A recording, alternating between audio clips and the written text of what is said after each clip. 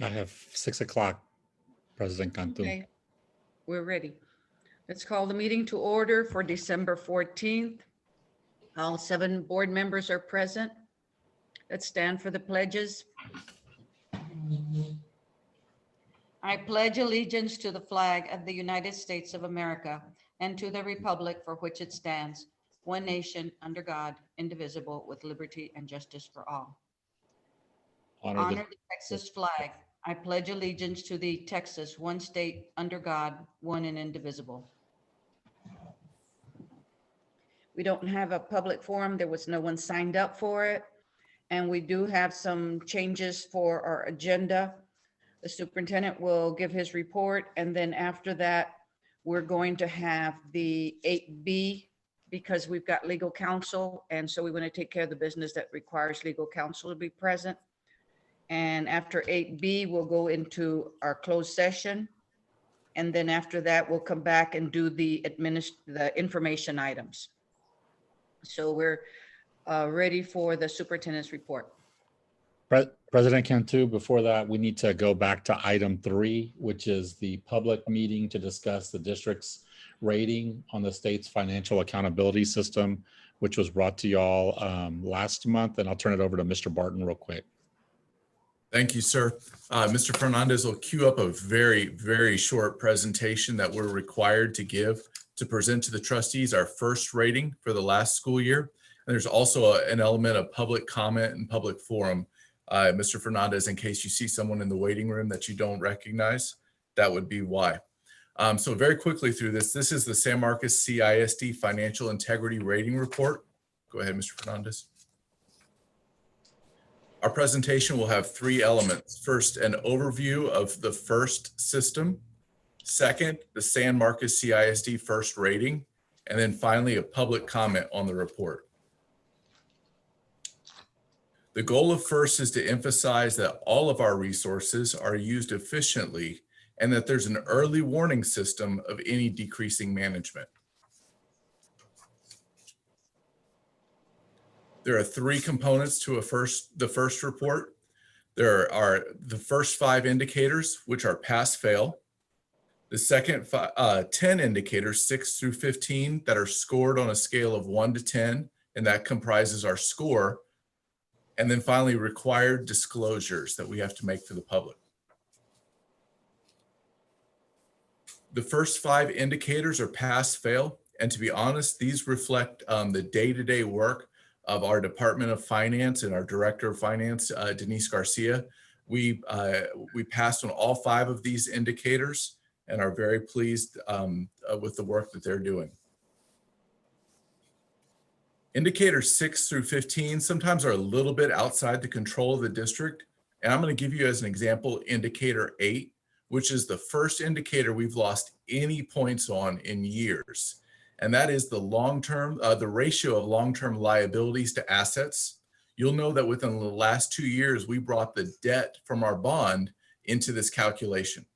And so for the first time, we are not in as 100% situation when they run this indicator, as we always are. We lost 2 out of 10 points for this. Again, that's not tragic. We brought a bond on and we've implemented that for our schools. But that is an indicator that we should work on our long-term liabilities to asset ratio. The next slide is the second set of indicators, and we received all full credit for all of these. And then finally, our official rating. This is the 1920 rating based on 1819 data. We are rated as an A, superior district, and our overall score is 98. And finally, in the first report itself that's posted online for the public, there are a set of disclosures that we're required to make. The first is a copy of the superintendent's contract. That's on page 15 of your report, whether you have it hard copy or electronic. Number 2 is a summary of reimbursements to the superintendent and each board member for expenses related to meals, lodging, transportation. That's on page 16 of your report. Number 3 is a summary listing of the amount paid to the superintendent by any other entity for professional consulting or other professional services. There was none, but that's on page 16 also. And then on page 17, you'll find the final two: gifts to trustees in excess of $250 and a summary schedule of any dollar amount that a board member was paid for business transactions with the district. And again, there is none, and there hasn't been with our district, but all that is documented in the report on page 17. Finally, we did post to the newspaper as required an opportunity for public comment on this matter. And Andrew, do we have anyone that looks like they wanted to speak on this? Not that I can see, Dr. Barton. All right, thank you, sir. And so Board President Cantu, that completes our first report to the board. Okay, we're ready for the superintendent report, Mr. Cardona. Yes, ma'am, Madam President and members of the board. Thank you for being here right before our holiday Christmas break. So if you notice, the picture behind me is, everybody knows that's Rodriguez Elementary School. And it's a celebration on my screenshot that last Friday I got to represent the school district in talking about this building in particular and the vision of the board and how in this pandemic time, this facility actually wound up being something we weren't really predicting at the very beginning, which was it provides the space necessary to keep our kids safe. And with all the natural lighting, with the outdoor spaces, the AstroTurf courtyards where kids can go out and get outside. I got the chance to speak to about 115 architects from across the state of Texas. So it was exciting, and I think that's a good thing. Also today and the rest of this week, our HR department, on top of everything else they're doing, got donations and are delivering Christmas goodie bags. I don't know if you can see this, that we're all in this together, which has some PPE equipment, some snacks and some other things. But every staff member in the district will get that, and they're hand delivering them themselves. I believe they go out to the high school tomorrow. They were at all the other schools today. So we appreciate the work of the HR department on top of everything else that they're doing during this time. Andrew, if you can go to the next slide.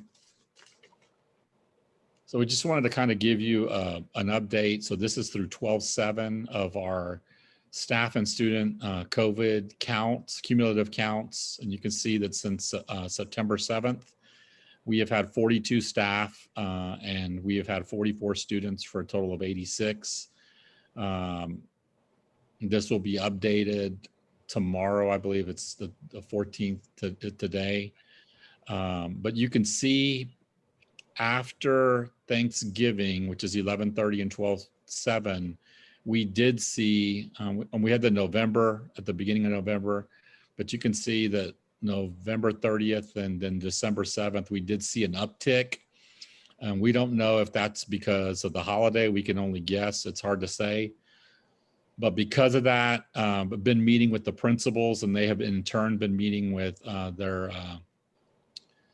teacher teams. And so I'm gonna present to you kind of what we as a district are trying to do to alleviate that when we come back in January. So Andrew, can you go to the next slide? So our staff will still report on January 4th. That's always been a work day. It will continue to be a work day. But what we're asking is for our families who have the ability, who have their kids in in-person learning, if they can keep their students at home in an asynchronous or remote for the period of January 5th through January 11th. We figure January 1st and January 2nd are when families are going to get together during the New Year's Eve. And so to try and mitigate and be more proactive if they can. Now, ultimately, we want everybody to be in school if they need them to be in school. But on January 5th, we will start back up on our regular schedule. We already know that we have families based on what happened with Goodnight Middle School when we had a power outage. We had a little over 100 students whose parents needed to have them in school. So we do foresee that kids will need to be in school because their families have to work. And so our schools are going to be open, but we are asking for a favor. If parents have to send them, then send them by all means. We also started identifying students who, through remote learning or through absences, were having difficulties in being successful. And so our principals and parent liaisons and counselors started reaching out to our families for them to return on January 5th. So they have a list, each campus already has a list of potentially students who come in. If there are parents and families who have to have a medical exemption, we have protocols that each campus has that we're putting into place where they can get with the nurse and a team, usually it's the attendance team or whoever is that crisis response team, and they can look over the medical exemption for kids who are not being successful or who have been missing, not checking in to remain in remote.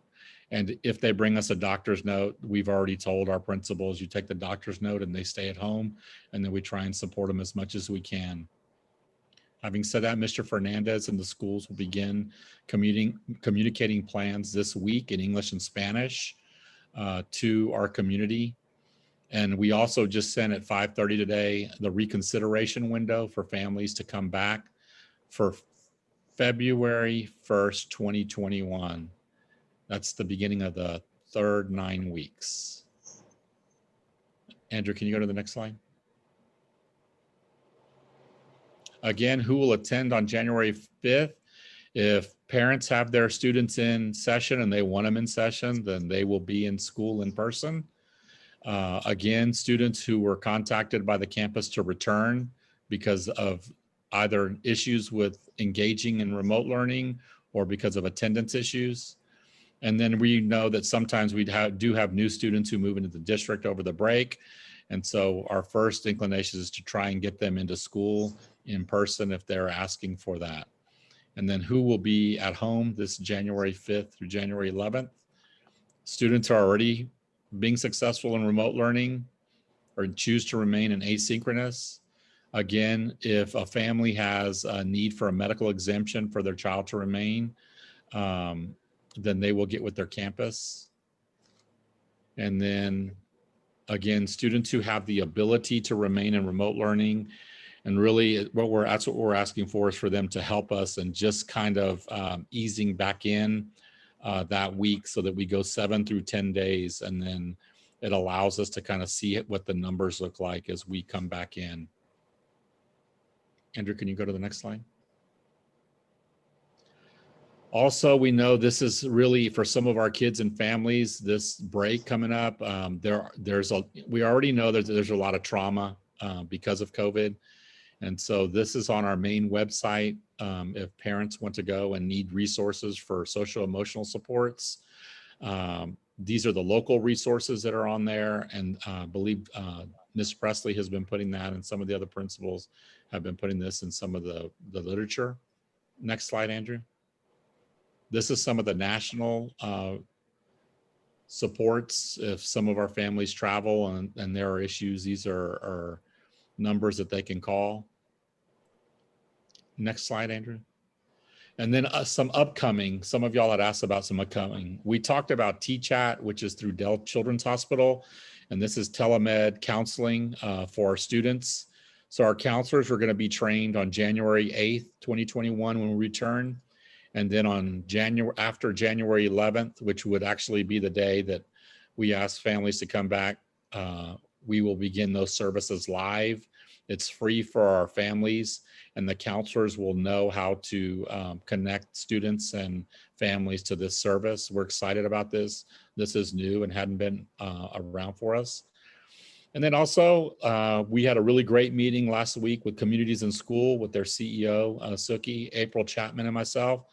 And so for 2021, 2022, Mendez Elementary, De Zavala Elementary, and Bonham Pre-K will have Communities in School. So now we will have feeder patterns all the way up to the high school on both sides of the highway, servicing they try to go when they open up about 60 students at each campus site. So that's an exciting and a much needed need for our communities, and they have made a huge difference in the short amount of time that they've been here. Next slide. And really, my report ends with a big thank you to everybody. When we started in March, wow, it's just been a very difficult situation for everybody in this community nationwide. But I think we have shown, our staff have shown how professional they are in taking care of our students. They have done an amazing job, and it's because of them. I know we're getting ready, whatever your celebration is, if it's Christmas, if it's whatever celebration you're going to celebrate during this holiday time and during the new year. As superintendent, I just hope that you are safe, that you continue to mask up, that we maintain social distance, we wash our hands, and let's all try to come back safely when we return in January. And with that, Madam President, that's the end of my superintendent report. I know Mr. Wozniak is also on the line to talk about, from the student perspective, some other things. Ms. Halsey, did you have your hand up? I did, thanks. That was a very helpful and informative report. Thank you very much. And thank you to everyone who's contributed to making this semester as successful as it has been. I just had one question, and do you anticipate that secondary schools will come back and have pods for any of the into pod situations during the first week or any longer? I can answer that, Mr. Cardona. Yes. The high school will be in pods for the first 2 days as they transition with more students coming on campus. The middle schools will continue going through their normal schedule. All of our campuses have ordered additional partitions if needed, so we can ensure that they are practicing the social distancing and have that partition in the classrooms. So it will be the high school following the pod model. Great, thanks so much. Thanks again, everybody. And I want to personally thank Mr. Cardona for all the meals he provided for staff. I know that a lot of the teachers were talking about this, how nice it was that you provided these meals for them Thanksgiving week. Because our legal counsel is with us, I know that they appreciate it. Since we have legal counsel with us, we're going to move up item 8B, and we're ready to talk about that item. Thank you, Madam President. As you recall, at the last board meeting, we were talking about a potential change to FNG local policy. We wanted it to align to FNG legal, where it states that the board is not required to address a complaint concerning a student's participation in an extracurricular activity that does not involve a violation of a right guaranteed by the Education Code Chapter 26. In FNG local, that language would be placed into the new edition if approved, and it would be that complaints would need to be addressed by an extracurricular activity committee established by the superintendent.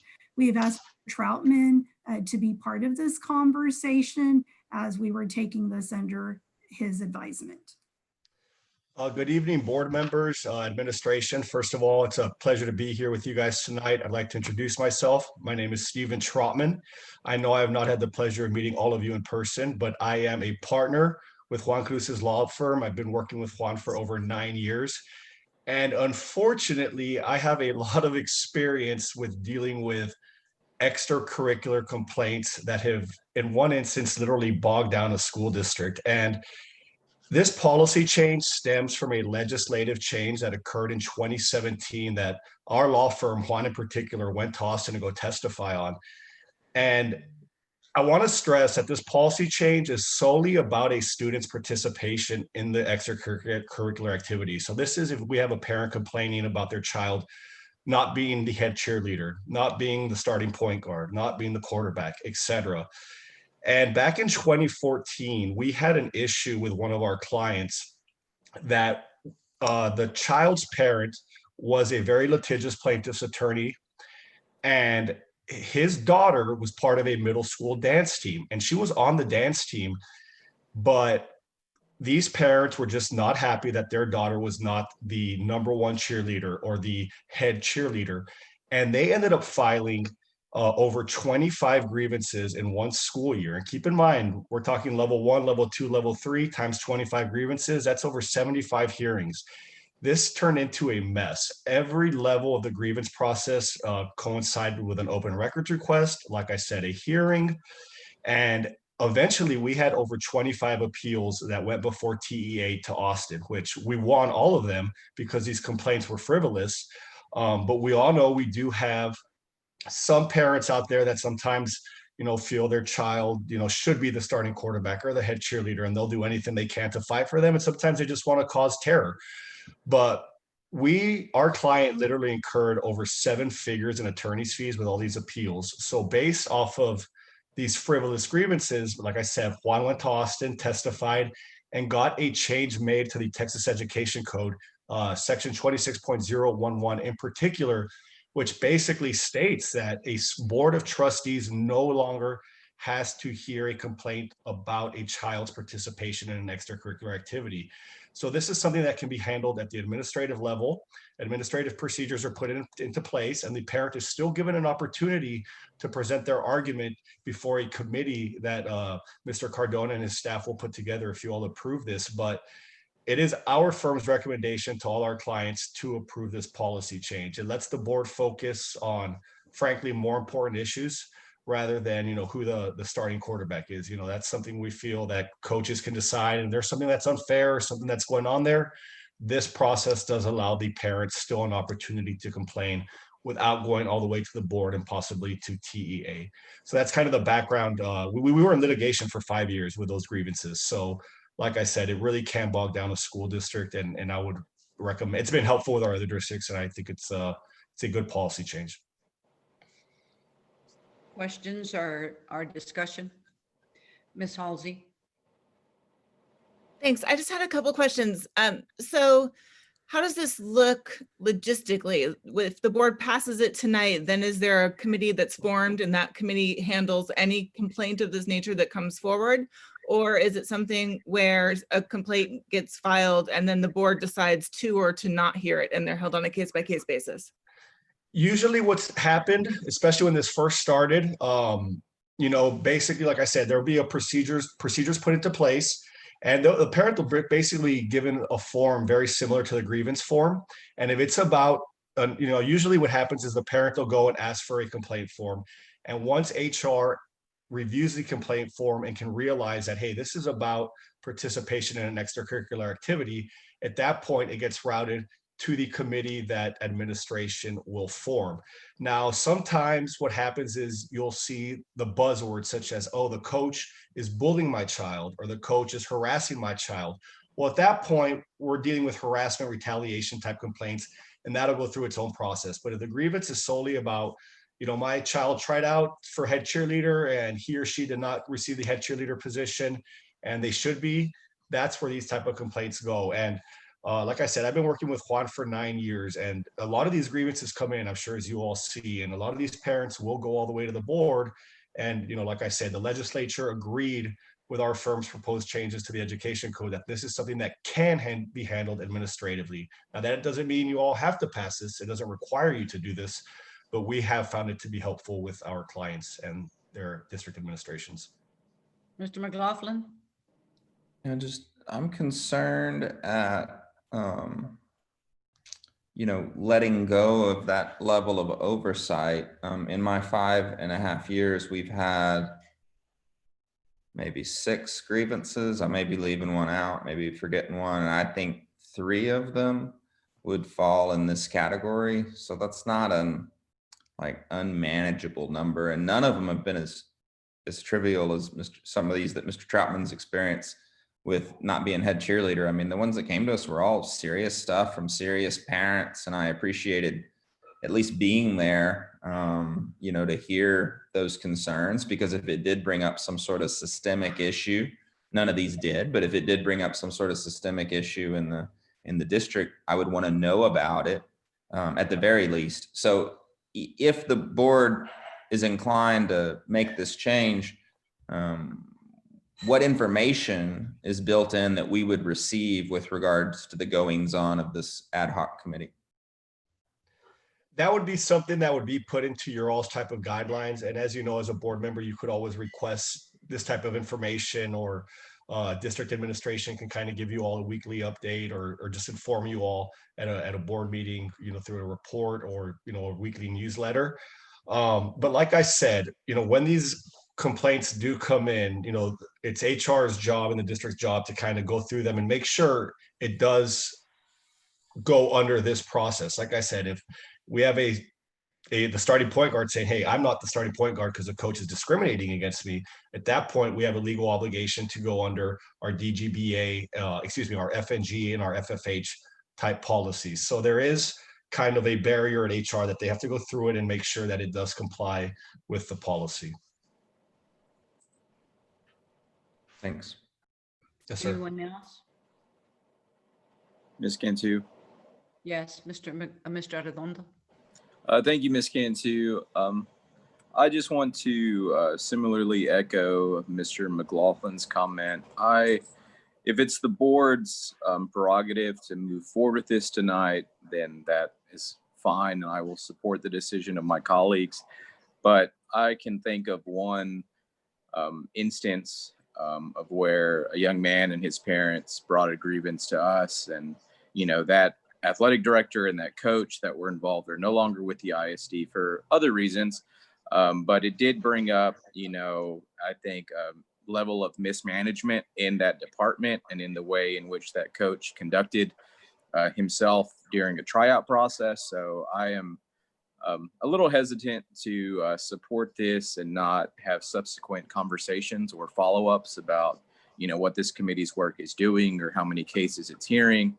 And then also, I'm a little bit, apprehensive of, if a parent or community member has an issue, the default of any board member can be, oh, well, it's that committee's job to do this, or sorry, the committee decided, right? So I appreciate that there's a distinction between things that will come to us and things that will not come to us. But I've yet to see I guess what would be deemed like a frivolous or arbitrary grievance or complaint come to this board that I don't think was merited to, have trustees listen to or weigh into that process. So that's kind of where I am. And if I vote against this or abstain, that's why. I think Mr. McLaughlin is correct. We don't hear this very often in the years that I have been here. I don't feel like it's an extra burden on us.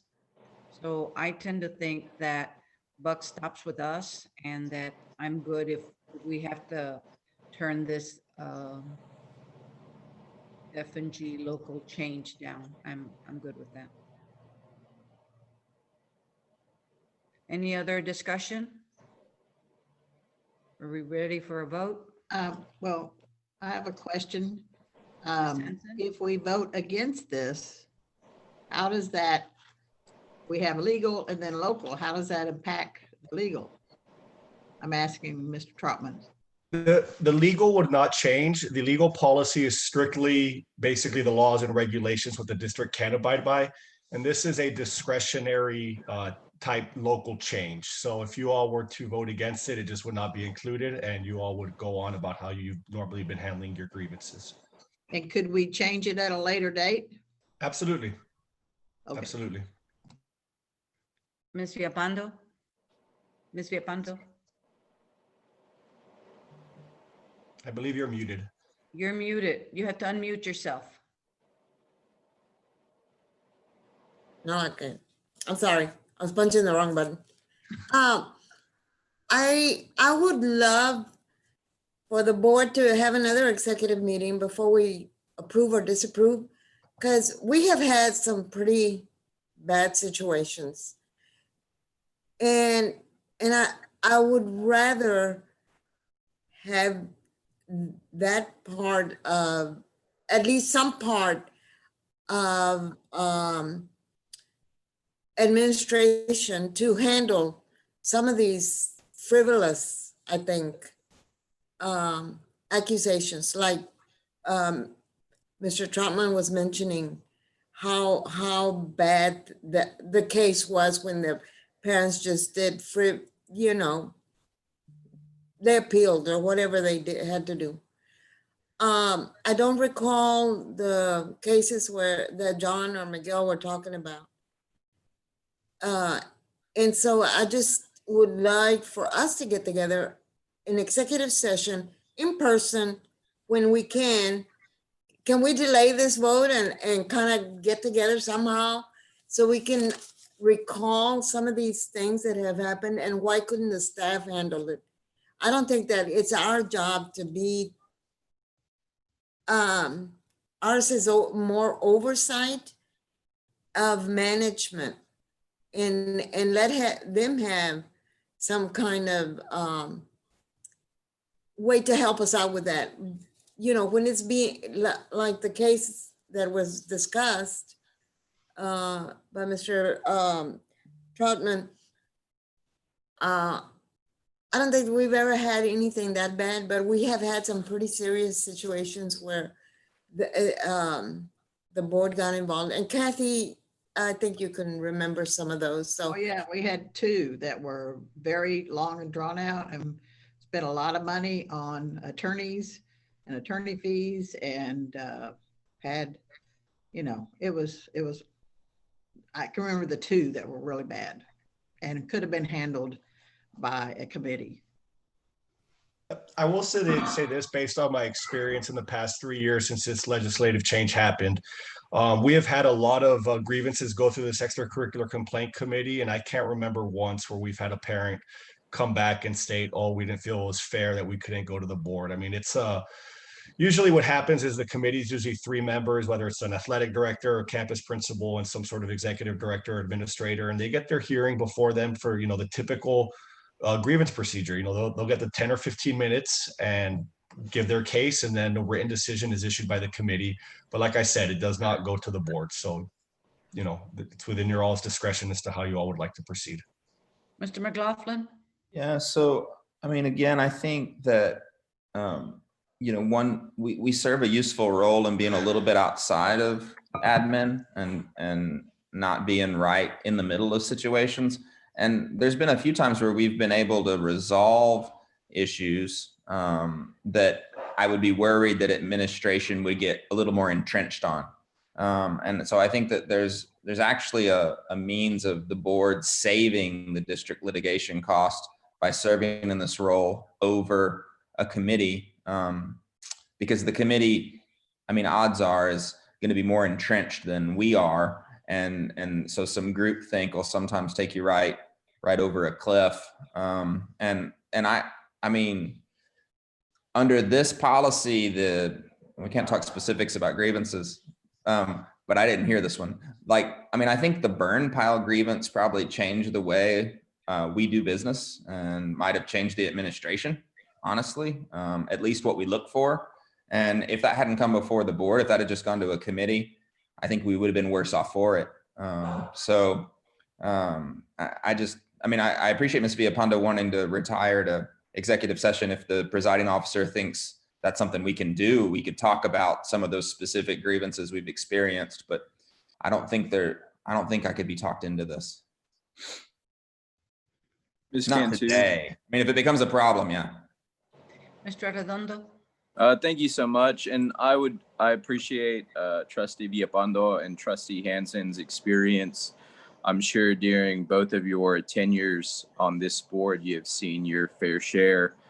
But at least since 2015, I haven't been a part of a grievance process that, at least individually, I would deem frivolous or that should have or could have been handled internally. And similarly, I think there are some things that are, I guess, inherently politicized in nature, and I would not want the athletic director or the principal of the high school or a ninth grade social studies teacher at SMHS to be the deciding factor of what that would look like. I think in a lot of ways, the community who elects us can say, you know, we're looking for redress from our elected officials on this issue, and that's why the grievance process exists, and that's why things come to us. And again, I think it being in a certain way, you know, abdicating one of the few responsibilities we have as board members to hired and paid ISD employees. So I appreciate the fact that our skin in the game is, you know, we were elected and ran versus, you know, we work at the campus and we're involved in athletics and, you know, we have our finger in, you know, all the things, right? So again, I would agree with Mr. McLaughlin that I'm hard pressed to be convinced to vote for this tonight or even in the future. Miss Hanson? I think Ms. Halsey had her hand up before me. Okay, Miss Halsey? Thanks. Yeah, I'm reluctant to go ahead with this tonight. I might be willing to consider it at some point in the future, but it seems to me that the cases that sort of get carried on to extraordinary lengths, I'm not sure that this would actually prevent those necessarily. It seems like the grievance would somehow be amended. And also, this really is, you know, the one avenue that employees, staff, administrators, citizens, parents have to go directly before the board. And so I'm reluctant to limit that. It just doesn't seem necessary to me at this point. And I think, you know, admin has we have three levels of grievance. So administrators have the ability to weigh in and try to mitigate the scenario during the first or the second level. And if it's so serious to the people involved that they believe that they need a hearing with the board, I'm inclined to grant them that hearing. So. Ms. Hanson? Mr. Trotman, could you review again which ones we would still hear and which ones would go to this committee if we decide that way? You know, a lot of it comes down, frankly, to buzzwords that you'll see in the written form or during the oral presentation. So if you have a student basically saying that I'm not the starting point guard due to discrimination based on my race, well, at that point, that's not going to go to the extracurricular complaint committee because that's a discrimination grievance. That's not participation in the extracurricular activity. If they're going to say, I am not being placed as the starting quarterback and the coach is bullying me, that's going to require an FFI investigation. So that's a bullying issue.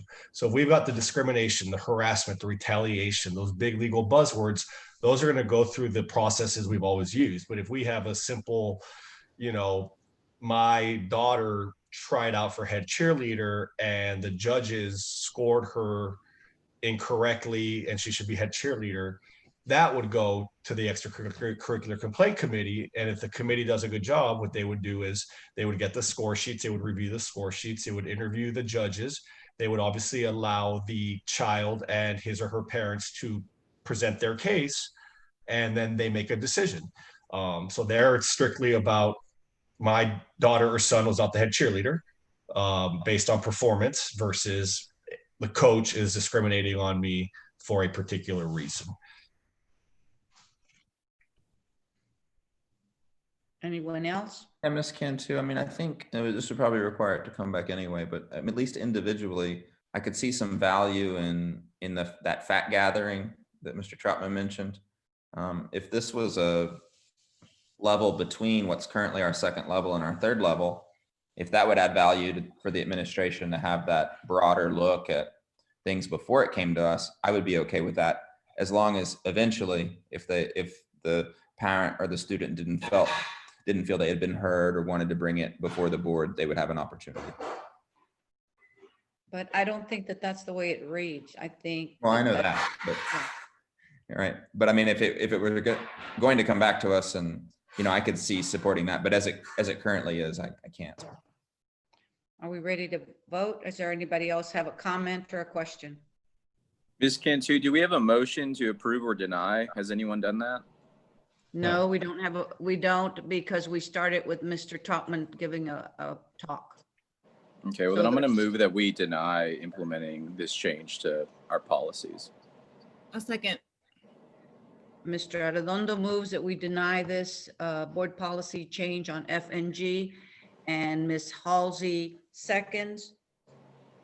Any more discussion? Questions? Ms. Cantu, before we vote, Okay. If this is something that the administration is interested in adding like a tool to their toolkit in regards to athletics or the grievance process, in any way, shape, or form, similarly to Trustee McLaughlin, I would encourage and welcome that conversation at a future board meeting. Maybe it's evaluating the steps in which our grievances meet faculty and staff and different representatives of the organization. You know, a separate process for grievances in athletics where it goes to this committee of athletic director, principal, coach, whatever that looks like. But to remove the board entirely from any of these conversations, again, is why I can't support this change in policy tonight. So thank you. Ms. Viapando? So how does that change them? It's not gonna change the motion. We're just gonna deny it and then Deny it and possibly bring it back for bring conversation. it back? If administration wants to work something out where there would be an additional step, like Mr. McLaughlin mentioned, then that would be something that the board can consider in the future. But right now, the motion is to deny. Okay, and then so can we have a separate motion so we can add John's comments to that? Would you be willing to make a motion, John, what you said about? Well, I think I'll leave it up to the superintendent, Ms. Viapando, if that's, he may feel there's not enough added benefit to that incremental change, you know, to warrant you creating a committee. So if he wants to, we'd probably have to rephrase we'd have to rework something faster than I can do on the fly right now and come back next month. Yeah, we would definitely have to reword the policy or maybe come up with an actual guidelines to present to you all or something along those lines. But like Mr. McLaughlin says on the fly, it's pretty tough right now. But Mr. Troutman, I could just develop an extracurricular committee that doesn't need to come to the board and doesn't take away the board's right to hear a grievance if they well, no, because basically we're not going to have this if the motion proceeds as stated. We're not going to have this in the policy to even give us that option. But what we can do, assuming that this motion passes, is we can maybe come up with some guidelines with this policy and maybe present it to the board at that point, and that might give them more confidence moving forward. Gotcha. We ready for the vote? All in favor of the motion to deny this change to F&G, board policy F&G local, please raise your hand. Reluctantly. 1, 2, 3, 4. Opposed? I am. Okay, that's 2. Maida, were you voting against it? You were with the 5. Okay. Yes. So it's the first. the first. Mhm. Passes, this motion passes 5-2. Now let's, we're going to, because again, we have our legal counsel, we're going to go into closed session as authorized by Texas Government Code 55-1.071, consultation with legal counsel. So if everyone else that is not a board member, except for Mr. Troutman and Mr. Cardona, I guess they can remove themselves. Well, we're in the process of removing everybody into breakout rooms.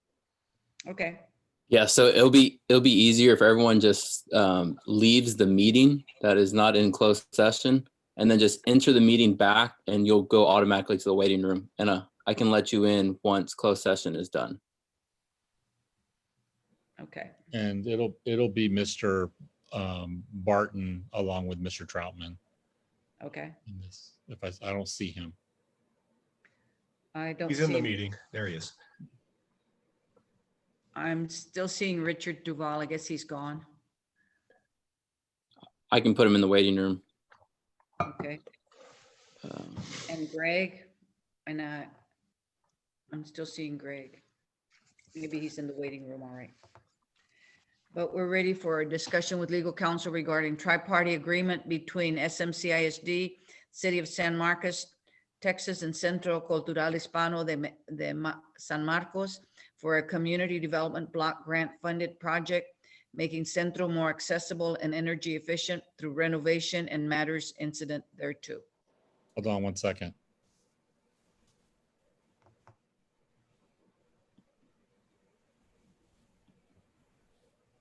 Okay, sir. I think everyone is in the waiting room.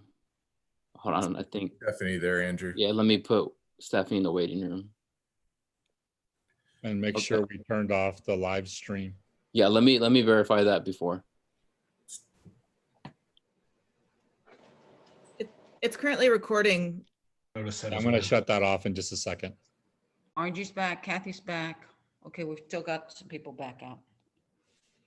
There's Halsey and there's Mejia.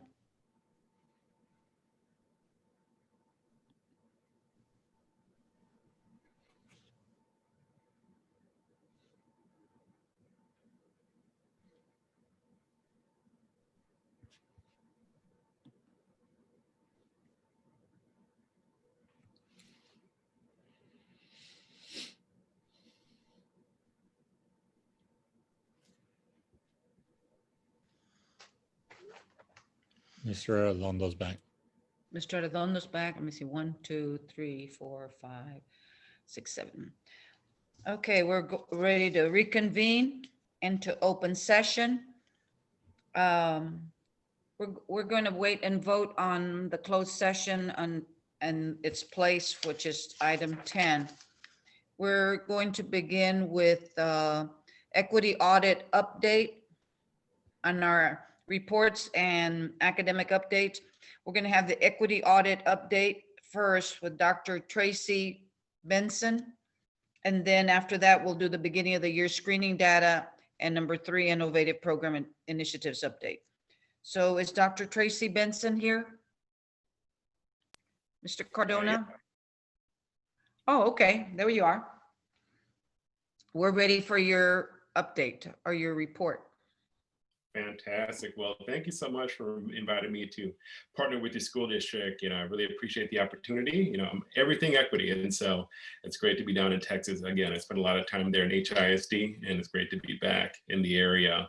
I'd like to start off before my introduction to sort of acknowledge the elephant in the room, my black eye. I was raking leaves in the lovely state of North Carolina this Saturday, and I caught the wrong end of my rake. And so I'm sporting a nice black eye, but don't judge my raking skills, along with my equity skills. They're a lot different, and my equity skills are a lot more safe, but I want to address that right out. So let's get into the PowerPoint. I'm going to give you a high-level overview of what our work will look like for the next 6 months, and then have the opportunity for y'all to ask any questions that you all might have. So I'm going to go ahead and share my screen. Okay. So I'd just like to introduce myself. Again, I'm Dr. Tracy Benson. I am the lead consultant for Tracy Benson Consulting, and I'll be the main correspondent with the school district. From my team, I'm also an assistant professor at the University of North Carolina at Charlotte in the Educational Leadership Department. I do have practical experience in terms of being in school districts. I'm a former high school principal, middle school vice principal, and I spent time at the elementary school level as a teacher and a specialist. So I've been all along the continuum as a practitioner. I received my doctorate from Harvard and my master's degree from University of North Carolina at Chapel Hill. What you'll see in the corner of the slide is my book. It's called Unconscious Bias in Schools, A Developmental Approach to Exploring Race and Racism. It's available through Harvard Education Press, and the majority of our work comes from the book. So if you'd like to follow along with the work, I'll point out specific chapters that outline the specifics of how we'll be engaging in our equity work. And I also run the Anti-Racism Leadership Institute for education leaders from around the world, K-12 as well as higher education, for school districts and leaders who are interested in being more attuned to doing anti-racism within their school districts and at their colleges and universities. So the equity audit, I try to make it very simple in terms of like the strands of the work and what the work looks like. So of course, San Marcos, as well as us, we're interested in ensuring that all students receive a high quality education within the school system. And so in terms of doing the equity audit, we follow it with 2 strands. The first strand is the curriculum and instruction audit, and that is covered in chapter 8 of our book. So that's the specifics around how we'll be engaging in the work, and our sort of essential question that we are seeking to answer is that how are students engaged with learning? So how do they engage? The very essential question, how do they engage with learning? Is it equitable across race and gender? And so that's the purpose of it. And I'll get into more detail about the specific areas we're looking at, but the essential question is, how are students engaging with learning? And the second strand is a systems and processes audit, which we talk about in chapter 7 of the book. And our essential question here is, how can we better reduce student disengagement? Right, so we have the engagement end and how students are engaging. And we also have students who are disengaged. And I'll talk about the different areas of disengagement. And then we get into the process of investigating that area and then offering strategies about how to decrease student disengagement, or on the antithesis, increase student engagement. Now we're going to do this through an analysis of a feeder pattern to ensure the reliability of results. And what I mean by reliability is, as we all know, the K-12 experience is sort of a production from elementary school to middle school to high school. And most often we'll see, in terms of equity, issues that appear at the high school in terms of student disengagement in attendance, student discipline, and student dropouts. Now, and often school districts then do this sort of Band-Aid approach, where you put things in the high school to solve for issues that appear as early as elementary school. Right? And so the reason we do the feeder pattern analysis is that so we can locate moments of, one, places to celebrate where there's really high engagement and really low disengagement, but also where there are areas of really high disengagement and places that we might not readily pay attention to because we do not often do the feeder pattern analysis in a very comprehensive way, especially when it comes to the gateway years between grades 5 and grade 6 and grades 8 and grades 9. And so we need to pay special attention to these places, because this is often places where we notice patterns of disengagement appearing and going undetected until students reach high school, which then results in high rates of student dropout and disengagement. And so that's our approach, and we want to be reliable in this sense. We're able to locate it along the production pipeline. And we're going to be looking at school year data from 17-18, 18-19, and 19-20. We won't be doing this school year because, as we know, it's an anomaly. So it'll produce data that's an anomaly also, and we want you to give you reliable data over the course of years from things where students were actually in school. So let's start with the student engagement in terms of instructional equity, and we're going to focus on 4 specific areas across the 5 schools. We're going to do a review of student achievement data, of course, high stakes data. We're going to look at passing rates, failure rates. We're going to look at literacy rates according to assessments if you do DIBELS, say in the early grades. So we want all assessment data from very early on all the way through middle school and high school, a comprehensive review of student data. So we can do a trend analysis according to race and gender. We're also going to do observations of classroom instruction. Now we do this because, to the naked eye, when we observe classrooms, we assume that students are all receiving the same experience within the same classroom, of course, because they're being exposed to the same teacher. But in the book, if you read it, also in my course curriculum and instruction, we focus in on race and gender dynamics within the classroom. There's a lot of research around ways students experience education within the classroom that'll go, if we don't focus in on the specifics of race and gender and how they interact with pedagogy and instruction, we can often miss that could be a gap with race and gender, even with students within the same classroom. And so we want to illuminate if this pattern does exist by having a wide swath of classroom observations and recording and making suggestions accordingly. We'll also do an analysis of student work products. So again, we want to know if there's a particular standard or objective for the day, how students are receiving the learning instructionally, the pedagogy in the classroom, but also in terms of the work product. What are they producing? What are the evidence of learning? And is it similar across race and gender? Because as we know, we say the term high expectations, low expectations, right? And one way of examining how these expectations actually mobilize in the classroom is to actually be as granular as a look at student work products. And we'll be able to locate different grade levels we're going to do that at by the analysis of different achievement data. So starting with the achievement data, we're really going to hone down and focus in on student engagement at certain grade levels in certain classrooms to gather more information. And this is not a gotcha exercise, but it's an exercise in really understanding what's going on at the granular level in the classroom. So with it, then we can relate our data and our observational outputs directly to the research on best practice in improving educational and instructional outcomes. And then also we're going to do a review of instructional resources. So after we've done these in chronological order, we then want to review the resources that teachers are being provided with to ensure that there's alignment, not only on the grade level, but also horizontally from K-12.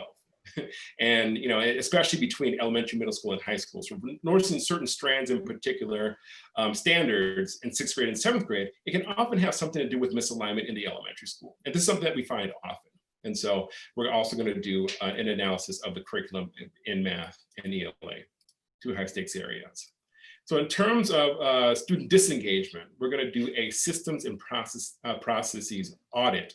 And at the bottom, you'll see some of the citation, because all of our research processes are based on the most current research in each one of these areas. And so one of the areas we're going to look at is at attendance rates from all the way from K all the way through 12 year, all the way through 12, and to see, you know, what are the ebbs and flows in terms of student attendance and what it looks like, and things that hold true at different levels that may then manifest in high school as students move through the pipeline. We'll also look at office referral trends, you know, who's referred to the office, when are they referred, what is the nature of the referral, what's actually written on the referral, and how the referral is processed, and looking for areas in which there might be some unintentional biases that's the title of our book, you know, unconscious biases that may be in this process that's leading to greater levels of student disengagement.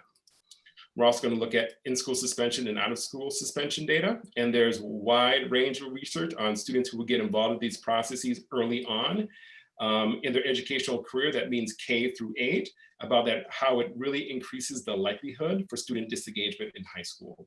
And so these are trends that we want to identify early on that will then we'll be able to sort of, we have a lot of different interventions where we've been very successful in terms of reducing this type of disengagement, which does that increase student learning rates and student rates of graduation and attendance. And then also dropout rates. There's a lot to learn from one, who's dropping out, when they're dropping out, and then taking a look very closely at the student record, not just the record of grades, but the record of what did their pipeline look like? And what did the pipeline of similar students who didn't drop out look like? And what was the difference? You know, and we'll often find very distinct differences that we're able then to make suggestions on how to solve so we can really reduce the rates of dropout. Because of course, our goal is, and your goal is to have 100% graduation of every student who enters your school system. And this is another area where that's very important, and there's an emerging swath of research around campus racial climate in K-12. And this is a line of research that I'm personally engaged in, because this is an area that we're looking at in college campuses. So most of the research deals with college campuses and campus racial climate, but this is also an area that is essentially important in K-12, because we do have climates within school buildings. And if we're interested in racial equity, we need to understand that not all students of different race and gender and ethnic identities experience the school atmosphere in the same way. And so what we're going to do with our campus racial climate survey is we're going to administer it to students from grades 3 all the way through grades 12, and then also to faculty and staff.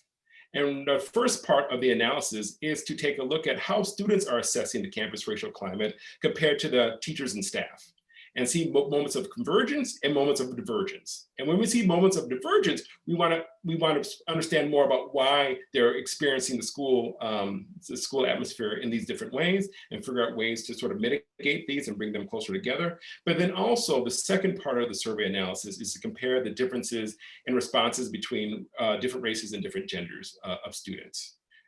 Because, you know, depending on the student's identity, they may be experiencing the school atmosphere and the climate in radically different ways that we need to really closely understand. And I know this is, you know, not the place, but I was listening in earlier to your conversation around this reporting structure around biases, possibly in the athletic department and out of school time. And, you know, I was just thinking more, because things are going to come out in the survey. And what sort of another sort of way of looking at bringing a process that's closer to the school building is that when, you know, there's reports of possible discrimination, it's usually heavily favored towards those with access and those with the know-how how to file a grievance. And the closer you bring the grievance process to the schools, you'll get more to the disenfranchised and the ones who don't feel as comfortable interfacing with the school committee. So you might yet get more reports, and we argue that for every one you see, there's 10 you don't.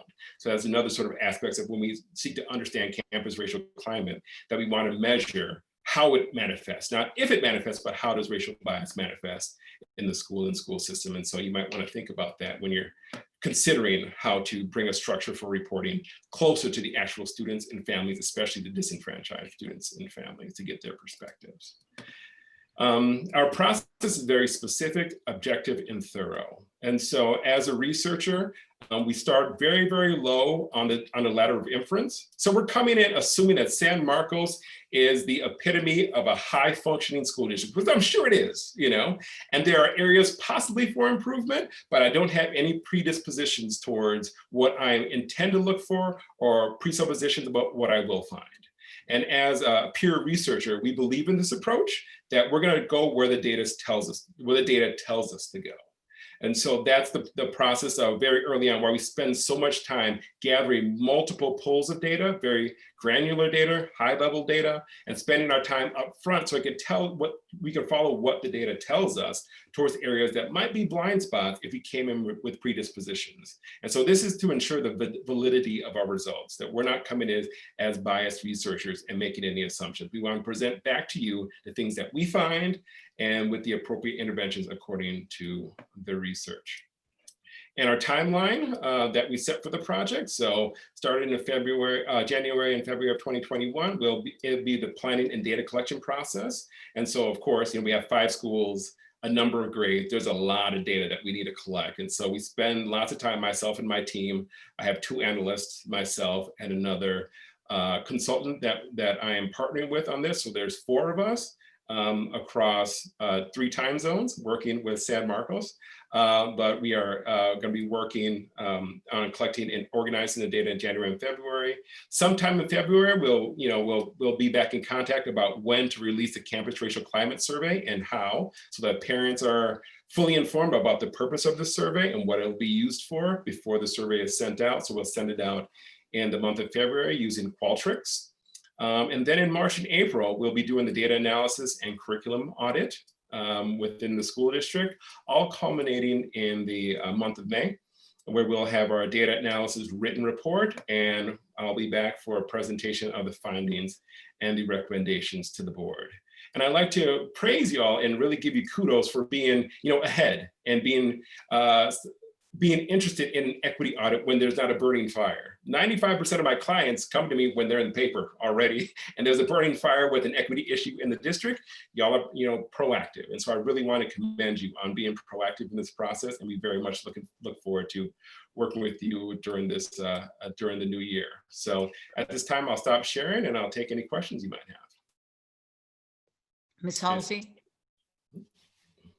Thank you so much. This is really helpful, and I'm very excited to have you on board and to be going through this process.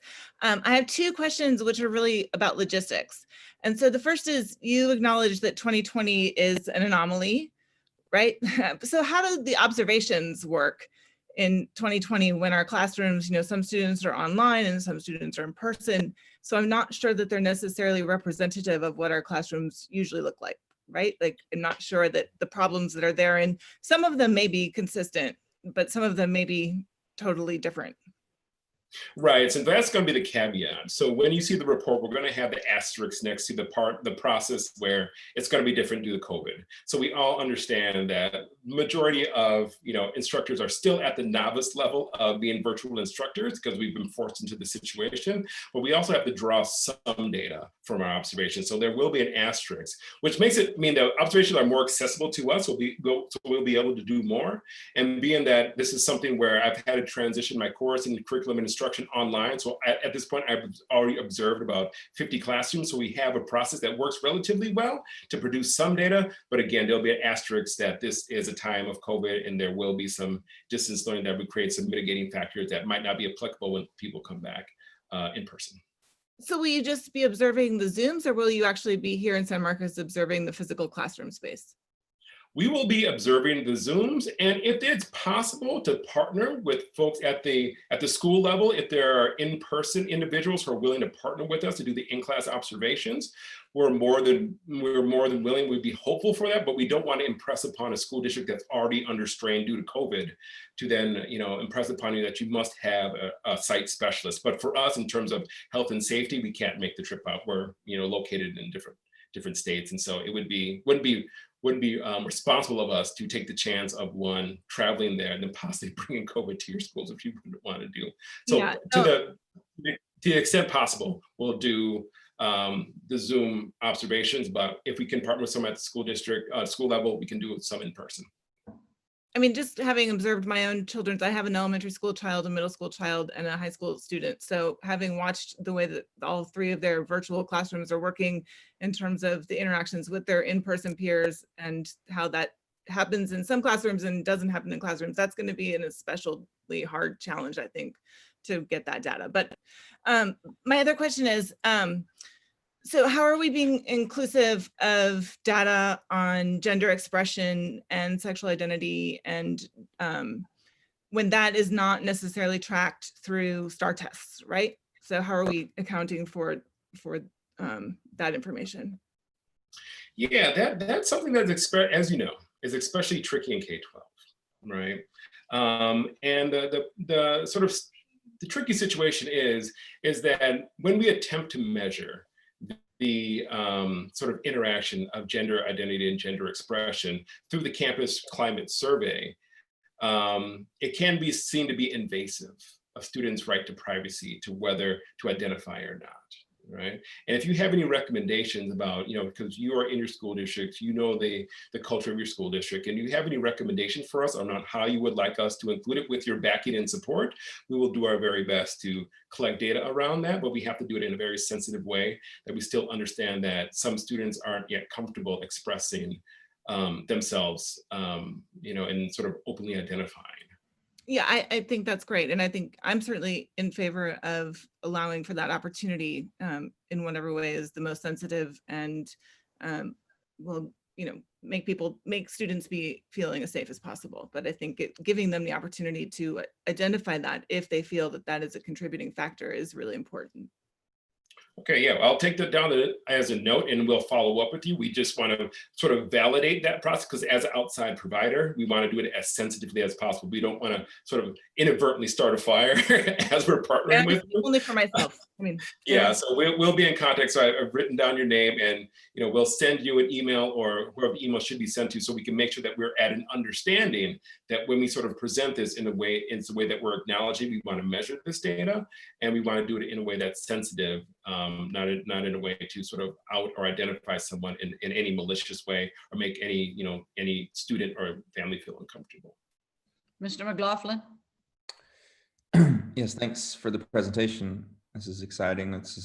I appreciate the superintendent, after trustees expressed concerns in this regard, getting someone who appears ready and eminently qualified to give us a report on it. So I appreciate you acting quickly, Michael or Mr. Cardona. Mr. Benson, I'm curious. I'm curious if you have existing data or if this is something you can put together from our system about a potential divergence in student demonstrated standardized test performance versus classroom grades in relation to race and gender? Oh, that's definitely a part of the process. So that's built in. And so, yeah, so that's the sort of the baseline measure, right? We're going to see how students are, being assessed in the classroom, do their grades and do the way in which they perform in the classroom, then align to the way in which they perform on standardized testing. So we're going to align in terms of like the statistical analysis of how that plays out along each grade level. So that's part of the process. Okay, thanks. And when you're speaking of standardized test, you're talking about our state standardized test, or you're talking about a different assessment? No, we're talking about your state standardized test. The data that's publicly available, and we're going to get granular with that. And so we're going to, look at it by grade by grade, subject by subject, and break it down by race and gender, and do an analysis according to student achievement in the classroom. Okay. Anyone else have Ms. questions? Cantu, Mr. Arredondo? thank you.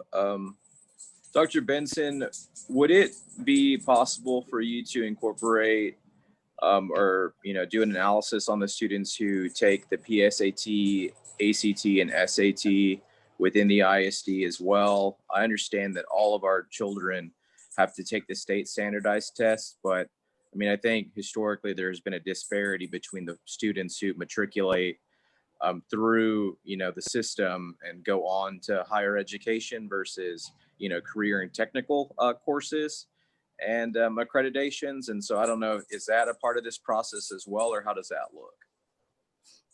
So that hasn't been built into as part of this process, but what I heard you say is that you want an analysis of who participates in taking these tests, or sort of a swath and understanding according to sort of race and gender about who's. Can you sort of rephrase your request? Yeah, well, so I guess I'm curious. So individually, I would like to see, our students matriculate to post-secondary education, right? So that would mean taking the SAT and ACT. And so are the students who are taking these tests, who are finding success, who are going on to higher education from the ISD, do they look a certain way? Do they come from a certain, are those students who are finding those opportunities for achievement and are achieving, why is that? Or is there a disparity in the students who are matriculating to higher education? Okay, gotcha. So you want a disaggregation according to some sort of analysis and disaggregation of who exactly is matriculated into higher education, who's not. So what data do you have from the course of 3 years? So that should be something we should be able to pull from your average counseling department. I'm sure we can work through that. It doesn't sound like an issue. I'll write that down and that'll be a part of our report. Thank you. Anyone else? Ms. Halsey? Yeah, just following up on what Mr. Arredondo just said, that would include, I would assume, socioeconomic information also in that disaggregation, correct? Yes, ma'am. Thanks. So we'll have the data, the way that we pull it, race, gender, SES, and so that will be a part of the report. Yes. And I get Ms. Cantu, sorry. Mr. Arredondo? Thank you. So we have some very specific board goals that we've established as a team. All of our students are going to be, college and career ready, or, they're all going to be reading on grade level, I think by 3rd grade. Is there a way to incorporate, and again, we might just be asking you, Dr. Benson, to do all the things, right? So I apologize for that. But I mean, finding out, are our systems in place to achieve those goals, or are there deficiencies in the way in which we're providing instruction to meet those goals? Is that something that can be incorporated into this conversation or this exercise? Right. So the data we'll present will give us answers to those questions. So we look at moments of student engagement, student disengagement. I believe the question you're asking is how well we're doing in terms of student achievement. And so what we'll present the data to should answer these questions that are if students are college or career ready, or if they're reading by the 3rd grade, or things of that sort. So when we pull the data in terms of curriculum, the way students are experiencing the pedagogy in the classroom, and also achievement data, and comparing that to high stakes data, it'll give you an insight into how students are actually performing on the day-to-day into the classroom by race and gender and SES. Awesome, thank you. So Mr. Arredondo, you're referring to our core commitments, and some of the items he listed under disengagement have direct application to the core commitments. When he was talking about attendance rates and dropout rates, that's incorporated into our core commitments. So I can see from his recommendations that we could take those back and look at our core commitments and see if they need to be altered, modified, or added to. Ms. Halsey, were you raising your hand? Yeah, sorry. I wanted to confirm that when we are looking at subpopulations, that we'll look at the subpopulations in the way that are routinely provided to the board, so that would be inclusive of students in special ed programming, as well as students who are English language learners. Sorry, my dogs are going a little bit crazy. My kids are just on their way home. But so special ed kids, students who are English language learners, all of our various subpops would be represented in that data. That we wouldn't intentionally exclude any groups or any categories, correct? That is correct. So we bring in all high level data in terms of, we get a data dump and a data dive, and we take every sort of category that's already built into the process in which you collect data. You can't disaggregate if we don't have particular designations, but SES, race, gender, SPED, ELL, English language learners. So that's built into the way in which you categorize students. So that'll naturally be recorded and reported in our report. And it will simultaneously then report out. So if a student falls into multiple categories, that would also be identified. That is correct. Great, thank you. I think that's it. Okay, anyone else? Ms. Pearson, were you going to ask a question? No, sorry, it was a bug. Sorry. Oh, okay. So we're ready to move on, and thank you so much. We're so excited that you're doing this equity study for us, and we're so excited to hear the results in a few months. Great. Thank you. Thank you. We'll go on to the academic update, beginning of the year screening data.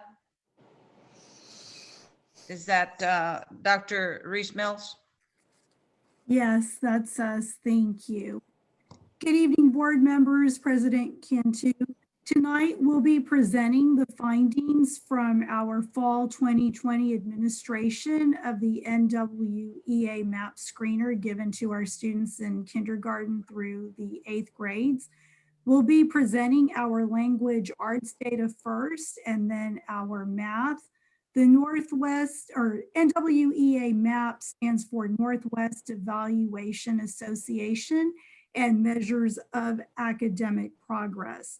The NWEA MAP screener is an alternate assessment that was included in the goals that you approved back in June. This is just the first quarterly report using the beginning of year test. And the test measures growth over time in content-specific areas, which will be math and ELAR. Just something so you know, this isn't a true apples to apples comparison. Last year for this test, we had 5,481 students take it. And this year we had 3,957 students take it. Before we go on, Ms. Smith, do you have anything to add? Yes, good evening. I'm Debbie Smith, and I just wanted to let you know that our staff was trained to give this test remotely at the beginning of the year in August. And they were also given face-to-face options, but last year, as you know, we only had face-to-face options. Our first grade was tested first in the beginning of the year as a part of an early reading literacy requirement. And they were tested one-to-one, all were tested remotely during that time in order to meet the timeline of the requirement for early reading literacy. Most students were tested face-to-face if it was possible, but there were a few that were tested remotely when it was not an option for the student. Multiple opportunities were provided on weekends for students to come in away from large groups if that was a necessity, but we tried to accommodate as much as possible. Thank you. Next slide, Andrew, please. So this is just the color coding key as we go through this presentation. All of the beginning of year data for 2020 are the bright colors, and then last year's colors are the faded ones, which are on the bottom. NWEA MAP divides their data into quintiles from low average, high average, and high. So as we go through this presentation, we're looking at really reducing the red and the gold and wanting to see an increase in the yellow, green, and the blue. Monica, can you remind everybody to turn, if they're not talking, to turn their microphones on mute, because I can hear it's being recorded, whoever's in the background, please. Yes. Ms. Seaton? Thank you. Good evening, board members. I'd like to discuss with you our English language arts results tonight. And the first thing I would like to do is show you the measures and domains that were assessed. The domains for kindergarten through second grade were foundation, language skills, and vocabulary, multiple genres, author's purpose and craft, composition, inquiry and research, and then foundational language skills with beginning reading and writing. The third through eighth grade domains that were assessed are foundational language skills, vocabulary, multiple genres of literature, and author's purpose and craft. Next slide, please. Here is a summary of our district language arts. The previous year is on the left and the current year is on the right. You will notice the increase in the highest percentiles, which is the blue, and the decrease in the low and low average quintiles, which is our red and gold colors, from the previous year to this year. So the results of this slide show that the students who were tested are showing growth. Next slide, please. Here is the same data that's broken down by grade levels. So first we'll look at our kinder through second grade scores. And across the board, there were gains in the green and the blue high categories and decreases in our lowest quintile, which is the red and the gold. Next slide. We'll now look at our intermediate grades 3 through 5, and the increases and the decreases are a little more modest at this level. And this data is allowing teachers to support their students in specific content areas. The elementaries and middle schools are using adaptive programs such as Lexia and IXL to support our students in achieving growth. And an adaptive program is a program that personalizes the learning for each student. When a student struggles, it decreases the complexity. When a student excels, it increases the complexity and keeps them challenged and working for those higher expectations. Next slide, please. These will be our middle school assessment levels. We continue to see opportunities for growth, and the administrators and teachers are providing additional assessments and supports to assure our pattern of 1 year's growth for all students. Next slide, please. This data is disaggregated by campus at the elementary school level. Here are our noticings. We'd like you to note that Hernandez Elementary in the blue category had a significant increase. And we'd like to especially point out a celebration to note. Travis Elementary showed significant growth in their students during this assessment window. Next slide. At the middle school level, we are continuing to strive to move our students across the curriculum from red to blue to show a minimum of a year's growth. And at this time, I'd like to turn it over to Ms. Dela Cruz for math. Good evening, board. Thank you so much. These are the domains that were assessed in math. The K2 math domains are computations and algebraic relationships, geometry and measurement, numerical representations and relationships, and data analysis and money. In grades 3 through 8, those domains stay relatively the same. There is some slight differences in numerical representations and relationships in 3, 5, and then adding probability in grades 6 through 8. And then in the data analysis, we run into monetary transactions in grades 3 through 5, and then just back to data analysis in 6 through 8. This next slide is the overall district performance, all campuses K-8 combined. And you will notice there's a decrease in the lowest red quintile and an increase in the blue quintile across all campuses. There was a decrease, as we stated earlier, in the number of students tested, but we're seeing very similar growth in math that we saw in language arts. Next slide, please. Looking at our primary grades, kinder through second, we see similar trends. There are significant decreases in the lowest quintiles in all 3 grade levels, represented here, as well as increases in the highest quintile, especially with our kindergartners. And then in grades 3 through 5, the math data shows less significant gains and some definite opportunities for growth.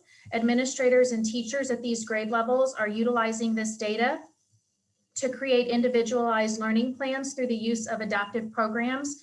Ms. Seaton spoke of IXL and Lexia. For math, we also use Dreambox to close those gaps. There is also an emphasis on number sense and problem solving in all of our elementary math classrooms.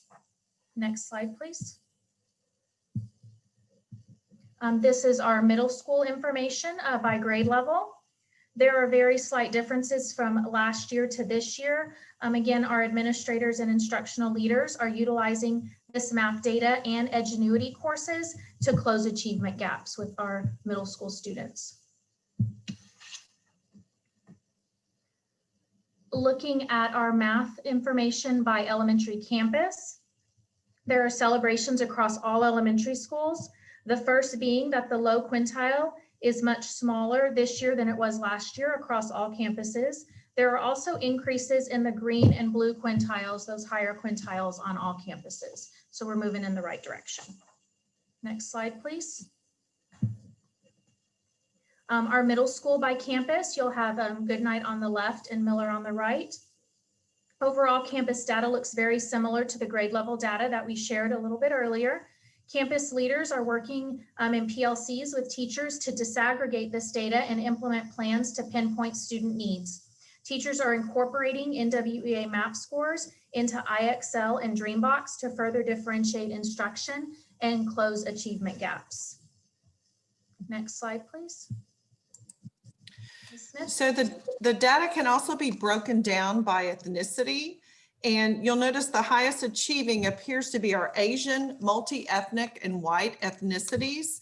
Our multi-ethnic is equivalent to our 2 or more races category that you're more familiar with. Next slide.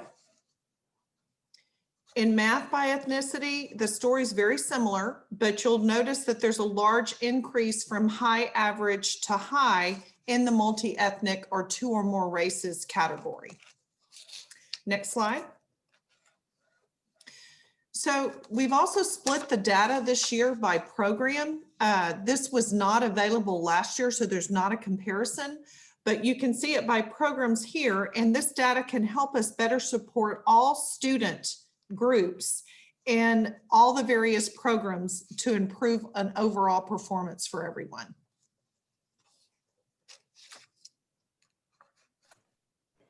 Good evening, Board and Superintendent Cardona. NWEA provides the student level reports, classroom level reports, and the campus level reports. Today, I want to talk to you about the matching student data report. It provides us with the comparison data from 2019 and is useful for breaking down and tracking individual student progress. So this specific report indicates the proficiency level for both math and reading, but also individual and cohort academic progress from year to year. So as we continue to take these screeners. The matching student data report is valuable because it helps us track that progress measure and ensure that we are making that minimum 1 year's growth. Next slide, please. Okay, so if you'll look at this report, I'm going to show you several different examples. This is the language arts kinder to first grade report. Our students who are in first grade now in 2020 and were in kindergarten in 2019. So this is the beginning of year reading screener. On the left side, you can see the colored bands. This breaks down the students. There were a total of 480 students that were matched that did take the assessment last year and this year that we can look at that comparison data. Out of the 480 students, if you will notice in the low quintile, 51 students fell in that category. As we're looking in 2020, 13 remained in that category, 12 increased and moved up to the low average, 6 to the average, 14 to the high average, and 6 to the high. So we're looking at how much are they growing or how much are they regressing. Also, if you look at the low average, 85 of those 480 students fell in that category. So we want to see how did they grow the following year? Well, 26 regressed to the low category, while 21 remained exactly the same. We had 19 increase to the average, 13 to the high average, and 6 to the high. So when we're looking at these data reports, it breaks it down for both content areas and grade levels. Next slide. This is an example of the 3rd to 4th grade report. So this year's 4th graders, their scores when they were taking the 3rd grade reading assessment last year. If you'll note the yellow band on the left, average, we had last year 108 3rd graders that were in the average range out of the 425. So you go all the way across the chart and you'll see that 4 of those students out of the 108 that were originally average did regress down to low. We had 25 that moved back 1 level to low average, 33 remained the same, 36 improved to the high average range, and then 10 to the high range. And then for 5th to 6th, we're going to look at the very high category. So we had last year 34 out of the 223 students fall in that category.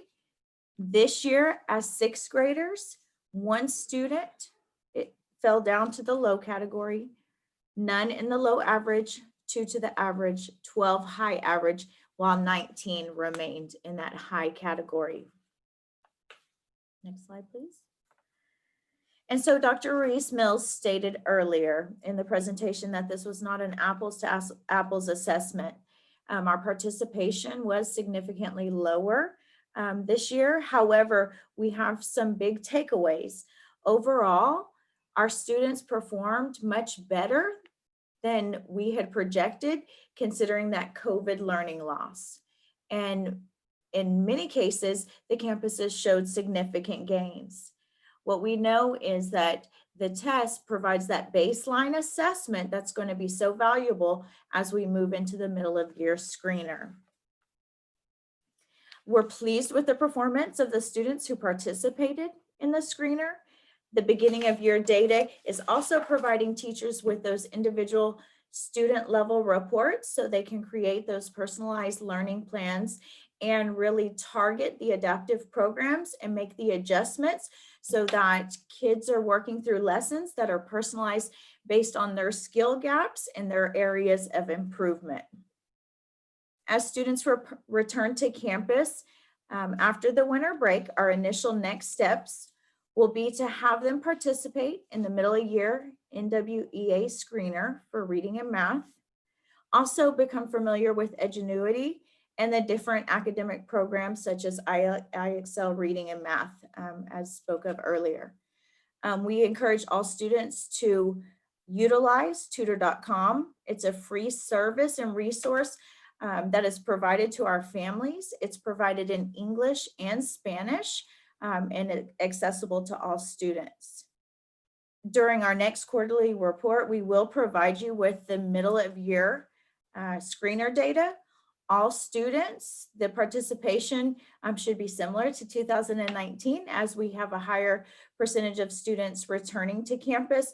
The students that are remaining remote will also participate in the middle year screener.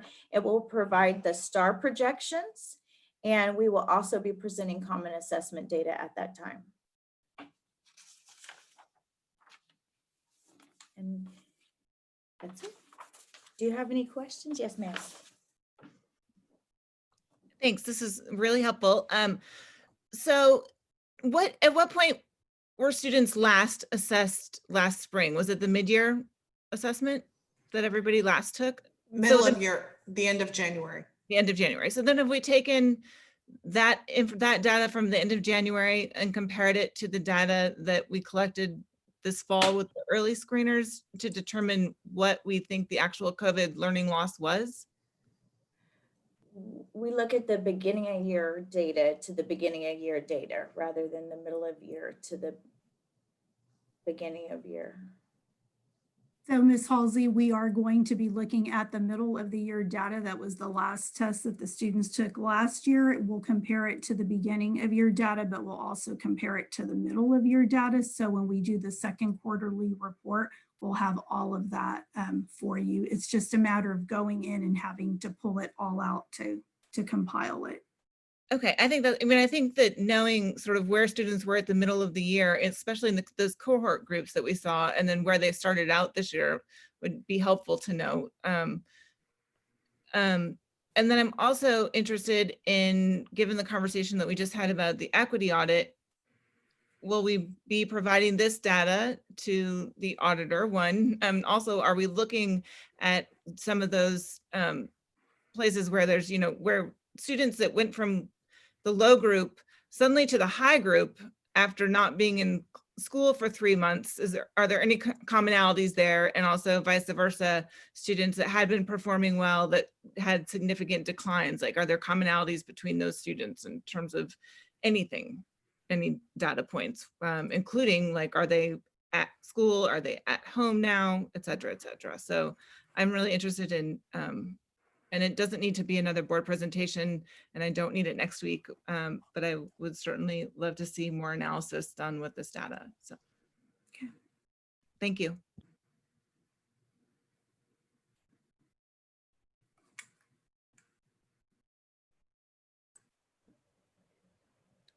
I think up next is Mrs. Dre.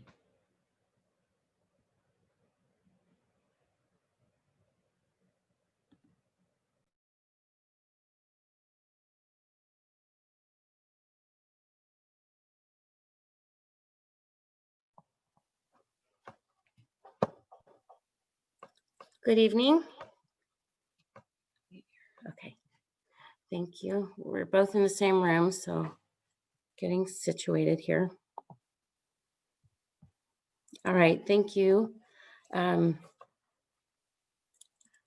and Mr. Superintendent, we're pleased to bring our update to you. Last month, we presented the beginning of our school redesign projects across Mendez, Travis, Goodnight, Miller, and specifically focusing on the ADSY grant, which is the grant that involves taking a look at full school redesign, including the calendar, adding additional days to our calendar. So we're going to walk through a quick update with you. And then later this evening, we'll be asking for your approval for a system-wide, a system designation as a year-round district.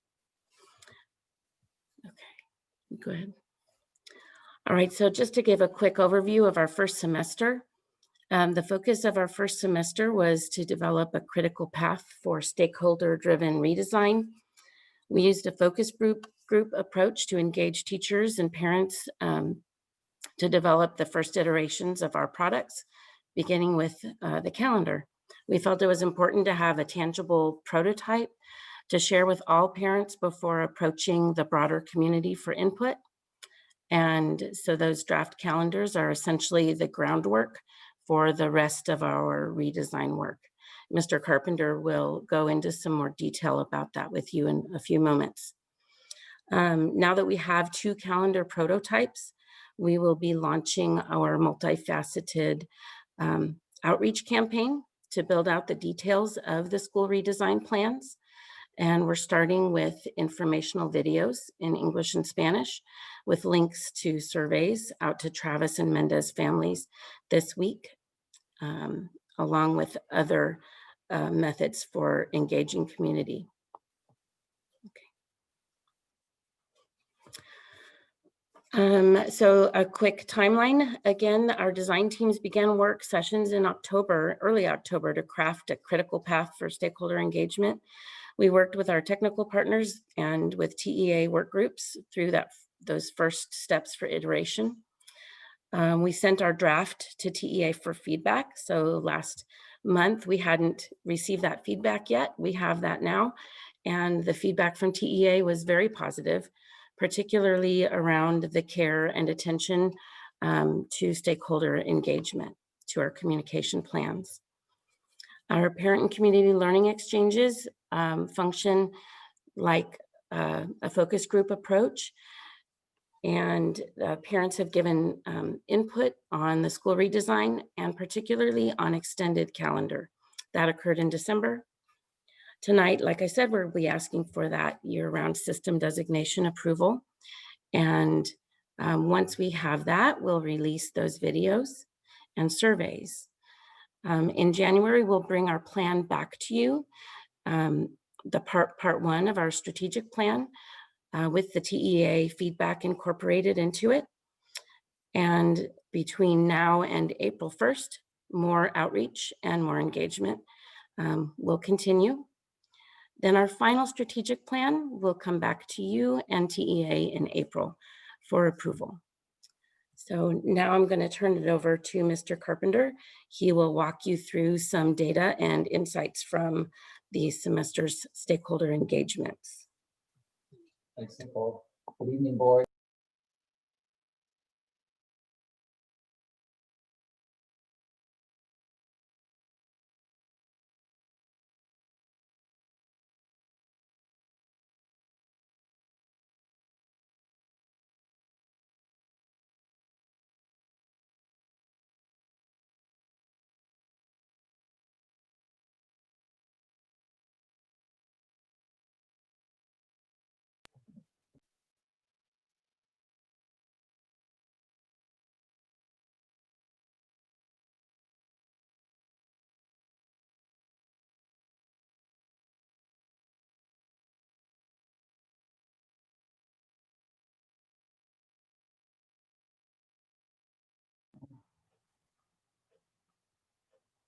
Okay, here.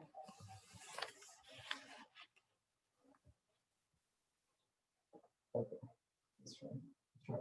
Okay.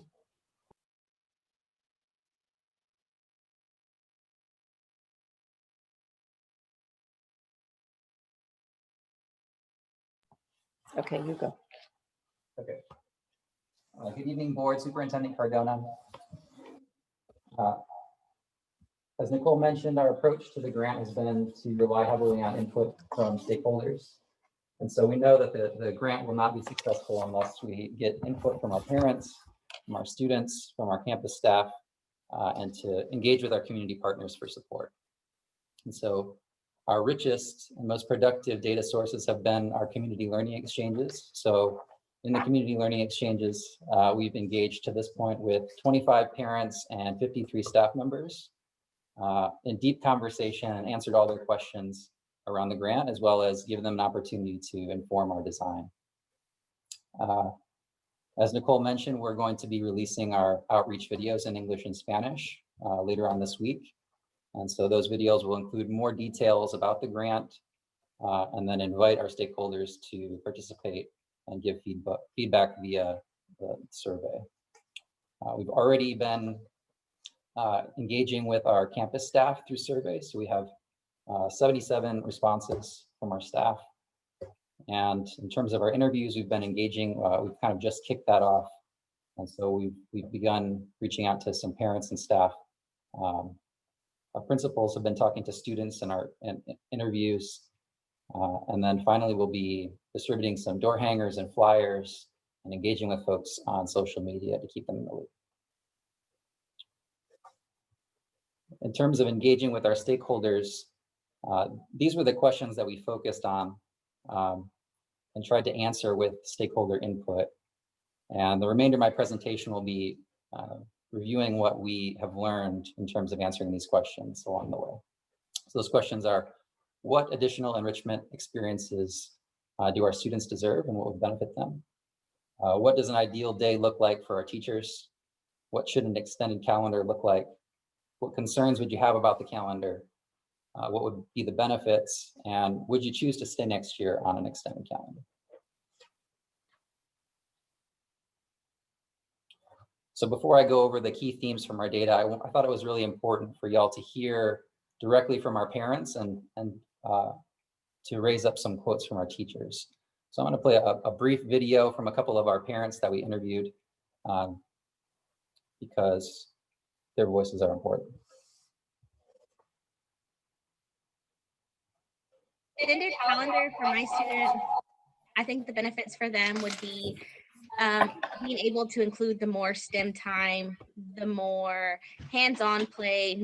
From what I understand, the extended school year and new daily schedule could benefit my student by just enabling the teachers to really deep dive into some stuff and really expand on some of the content that is really just squished into the school year, that, or hopefully it'll give more of an opportunity to introduce more content, more STEM activities, more physical activities, more music activities, more life skills.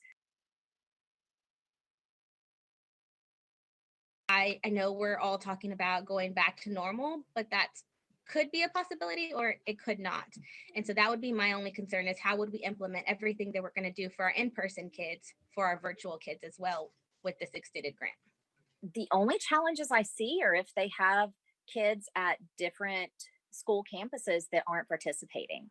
But I do think that it's something that can be overcome.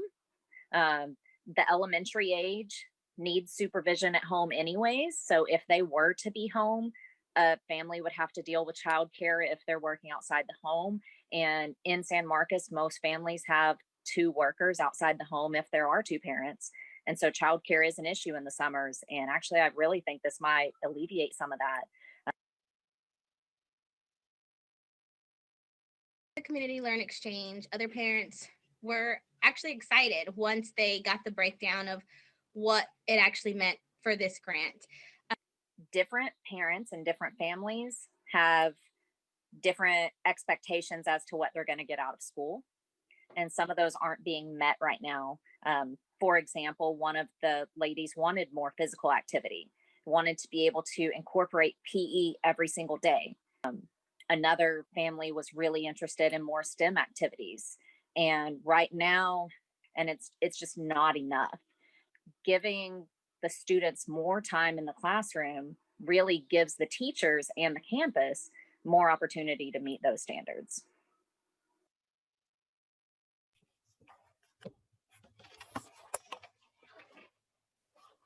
So now I'm going to share just a few quotes from our teachers that came back in the survey. So our students need more time for critical thinking and STEAM curriculum. Teacher burnout is a concern. I also feel that if the grant is implemented poorly, the grant would be just an extra 30 days of the current system. So that was one of the data themes that I'll review in a moment, that our stakeholders don't want just 30 additional days of the current school experience. Teachers may be able to get to know students better and to build deeper relationships. Teachers and students need at least a month off in the summer. So that again speaks to the burnout. I believe this will be an amazing change for students, and students will love learning and teachers will love learning and teaching. This teacher is speaking about coming back or not. So I'm not sure if I will stay. I would want to look at the final calendar and how it would affect my family. So that was another kind of common theme that we'll speak to, teachers wanting more information before they make a call. And finally, I would benefit from higher pay and working more days. I wouldn't have to find a summer job, and we would have more time to teach specific grade level objectives. So those were kind of just, I wanted to give you a flavor right from the mouths of parents and direct quotes from teachers before we go into kind of the synthesized data. So in terms of the additional enrichment experiences that stakeholders are asking for students, more socio-emotional learning, PE every day, more time for unstructured play, fine arts, STEM, opportunities to learn out in the community, exposure to different career paths, and students having the ability to make choices in their learning. When it comes to those calendar concerns, the teacher and student burnout was definitely the most common theme that came through in the data. I will say that during the community learning exchanges, once we kind of talked through the purpose behind the grant and the ability to restructure the daily schedule, that many teachers did come around on this, knowing that the purpose of the grant is to make every day at school more enjoyable for teachers and students, and hopefully that would alleviate some of the concerns with burnout. Another concern was that families would be on families with children at different schools would be on different calendars, and that would be a logistical issue, as Ms. McElroy brought up in the video. Again, stakeholders were loud and clear. They do not want 30 more days of the same old school experience. And if we don't do a good job with that, there is concern that student attendance would suffer. And finally, all of our stakeholders were calling for teachers to be fairly compensated for these 30 days. In terms of the benefits, that ability to kind of restructure the daily schedule would allow for more enrichment opportunities that benefit the whole child development. Students would be more excited to come to school. The shorter summer would lead to less learning loss, and students would build deeper relationships with teachers and peers. In terms of what the calendar would look like, so a lot of our design sessions, our CLEs, were focused on what should the calendar look like. And loud and clear, we heard from our teachers, they were looking for as much time off in the summer as possible. And so we've got 2 calendar options currently, and we're kind of going through the process of putting those out to the public through the DEIC. So both calendar options are fairly similar. They're only a few days apart, but they would begin in early August, and the school year would end in late June, giving about a month off in July. Another common theme was that from parents and from teachers requesting that the holiday breaks remain consistent with all the other schools in the district, just make it easier on parents to manage. Another theme, teachers were asking for PD to be spread out throughout the year. And that would occur a half a day each week, where the students would be receiving enrichment by community partners, and the staff would receive PD and have time for planning. In terms of how the teachers' experience would be at school, they were looking for more time to plan lessons and to analyze data, more autonomy in meeting students' needs in terms of the scope and sequence, more collaboration with their colleagues, and then professional development on integrating content across subject areas and project-based learning. In terms of teacher retention, there was a question in the survey asking if you had to make a decision right now, would you stay in your position or transfer to another position within the district? And the third choice would be to leave the district altogether. So at Mendez, currently looking at about 79% retention, with 10% looking to transfer within the district and another 10% looking to leave the district altogether.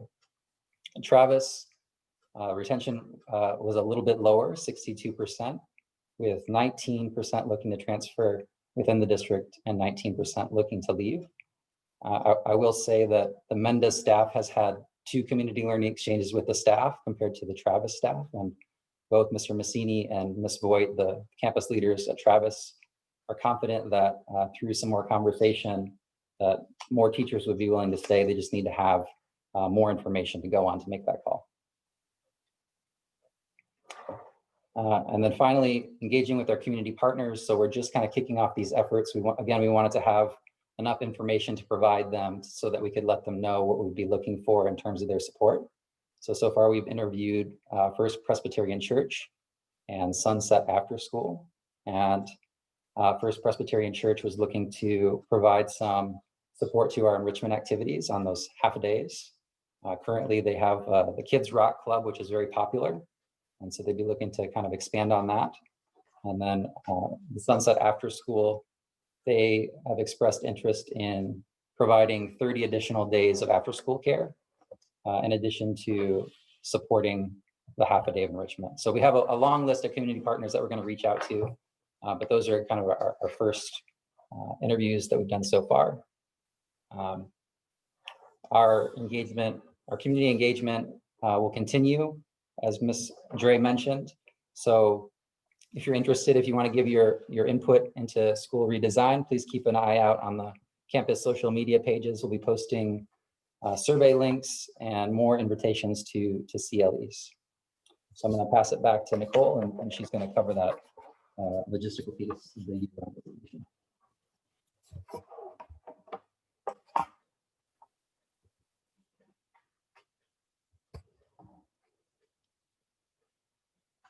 Okay. All right, so in order for us to continue engaging with our stakeholders, we first need permission from TEA to start the year earlier. As I explained at our last meeting, there's two ways to do that. One is to be a district of innovation, and the other is to have the school board and then TEA approve you as a system with a system designation for year-round. Tonight's request is a formality. It will keep the door open for us to continue planning and engaging with our stakeholders. It does not commit the district to any action at this time. I want to make sure that that's clear to everybody. So before we widely share the calendar options, though, we want to be certain that we will be allowed to adopt the calendars should you, Board of Trustees and TEA, approve our final strategic plans in April. So I also know that we have a couple of questions, so I'm going to go ahead and address those right now. One question was, what has been the student and teacher feedback that school districts have received from operating on a year-round system? First, I just want to point out that while there are year-round schools in some districts across Texas, they typically operate with a traditional number of school days, so usually around 178 or so. And so we and the other 10 districts that are engaged in this, in the ADSY planning grant, will be the first districts to pilot a 210-day calendar. So just wanted to make that distinction. And let's see, the other question was, have school districts seen an improvement in academic achievement?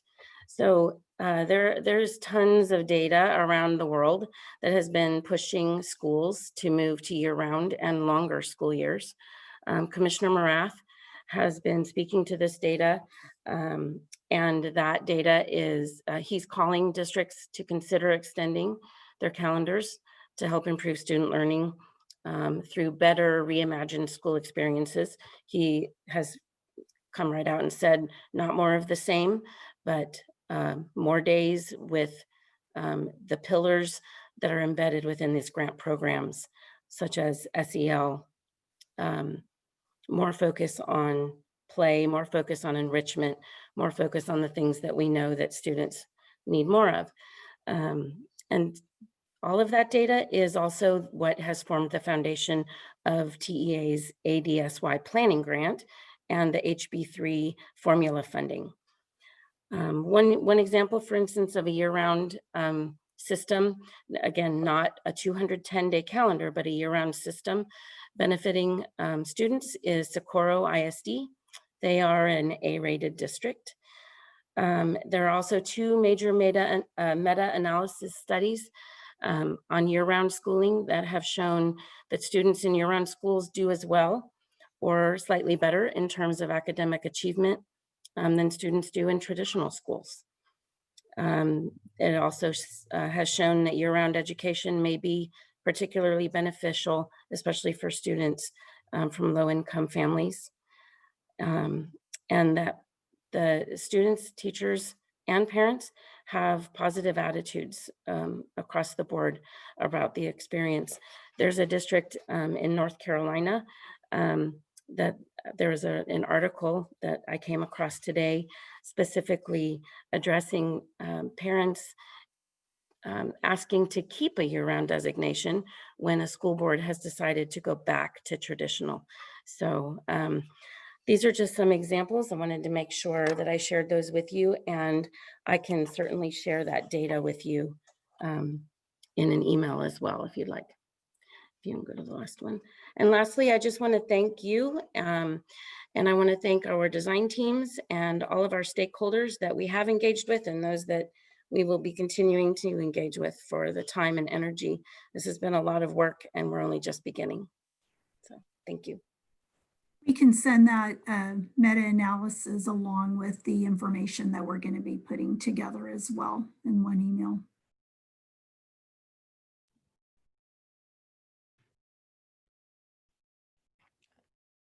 I'll just go ahead. Thank you. This is helpful. But I have one question, and it's not my favorite subject, but I think it's important because it's part of our system. So how does this overlay with the timing of the STAR testing in terms of both the schedule for teaching, the information and knowledge that's on the STAR test, and then the actual testing dates? And if we're going to be extending the school year, how does it match up? No, I actually have, sorry, hang on. I have an answer for you. Okay, so TEA is, as of right now, they've decided to keep the testing dates where they are.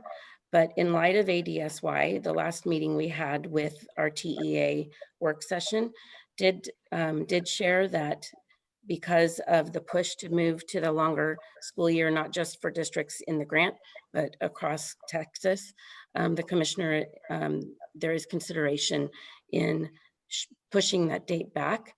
Right now, we still have to be very cognizant of timing for STAR. And so the prototype calendars that we have developed have Mendus and Travis starting in early August, so that we would be able to get in as much of the teaching as possible before STAR.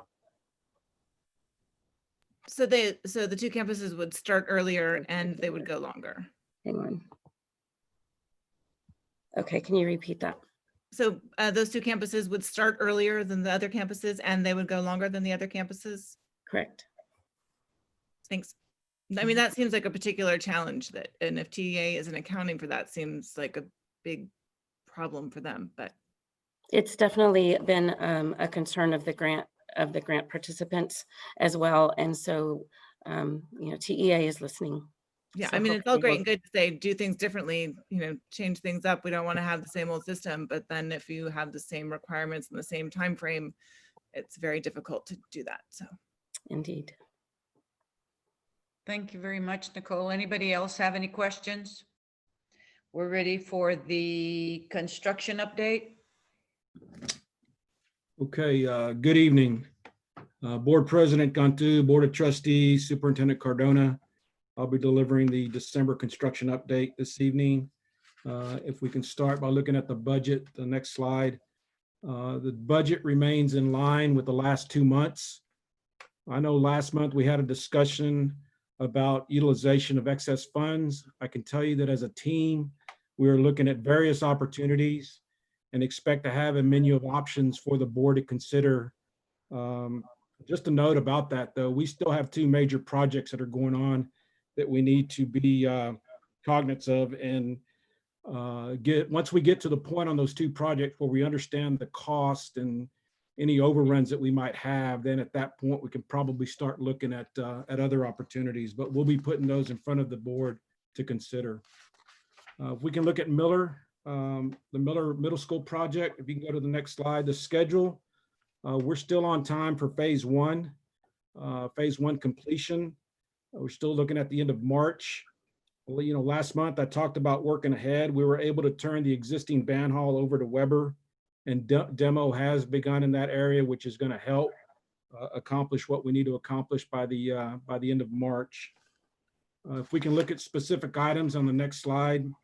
Once again, if you recall from last month, area F is the band hall, fine arts area, and area D is the admin library area, and all encompassing phase 1.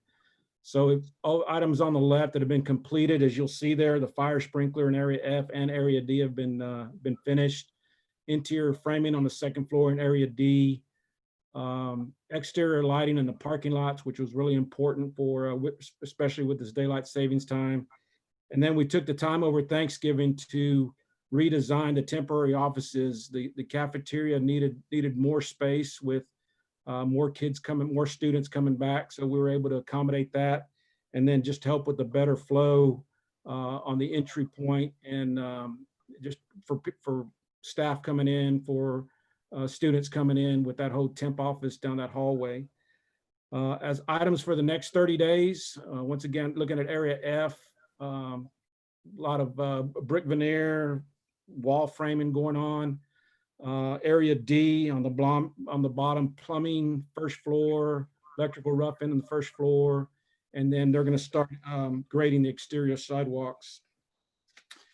You can look at some pictures. That is a snapshot of Courtyard 1. We talked about that millstone for a while. That was in November, and as you can see, it has been placed, that stair-step approach in Courtyard 1. And if you go to the next slide, those are several photos from the photo on the left. If you're standing inside of the main area, the main admin library, and looking out towards Foxtel.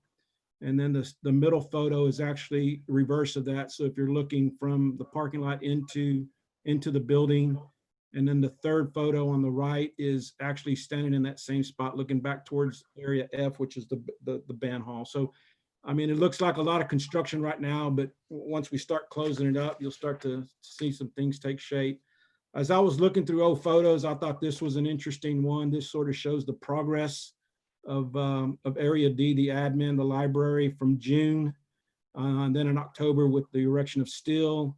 And then here in December, once we start closing up the walls, things will start progressing pretty quickly. So that's the update on Miller. Let's look at De Zavala Elementary. The last meeting we were discussing making the moving over of our staff to the new admin area, which we accomplished that. And I have to honestly tell you that that was probably more challenging than getting the building constructed. But I say that half jokingly. There's a lot of work, a lot of coordination, patience, teamwork, especially doing it over a couple of days. But we certainly appreciate the efforts and the patience of the DZ staff, the custodial staff, the maintenance staff was involved, technology was involved, and all in an effort to minimize the hiccups. But really, more importantly, was the very little disruption to the school business, which was our #1 goal, which we were able to accomplish. That is once again, that slide that was just on, just once again, it's a recap of that new admin area. And if we go to the next slide, we're looking at the schedule. Phase 1 and phase 2 are complete, aside from some punch list items. Phase 3, which is in the phase we're in right now, is the old admin area, which the demo process has begun as of this past week. Going into phase 3B, which is the final stage or the final phase. That's going to be going into the summer. 2 wings, the kitchen. That's going to be the big push to get the campus done before school comes back in August.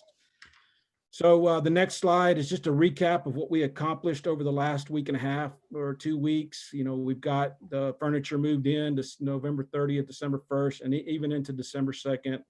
We got our temporary certificate of occupancy granted to us by the city and the fire marshal on December 4th. The staff moved their personal items on December 4th. And then also we took the 7th to move some items as well, but we were starting business in the new admin area on December 7th. And then, like I just said, demolition begins in the old admin area December 9th or this past week. The next slide are just some photos. If you look down to the photo on the left, that's actually looking from the receptionist area into the admin offices. That first door on the right is the nurse's office. The photo in the middle is the new entry. And then the photo on the right is the new reception area. So with that, I had the opportunity today to show Ms. Cantu and Ms. Mieja, Travis Elementary and De Zavala. And Travis is part of the 5 campus renovation project that will be presented later this evening to vote on as we close that project out.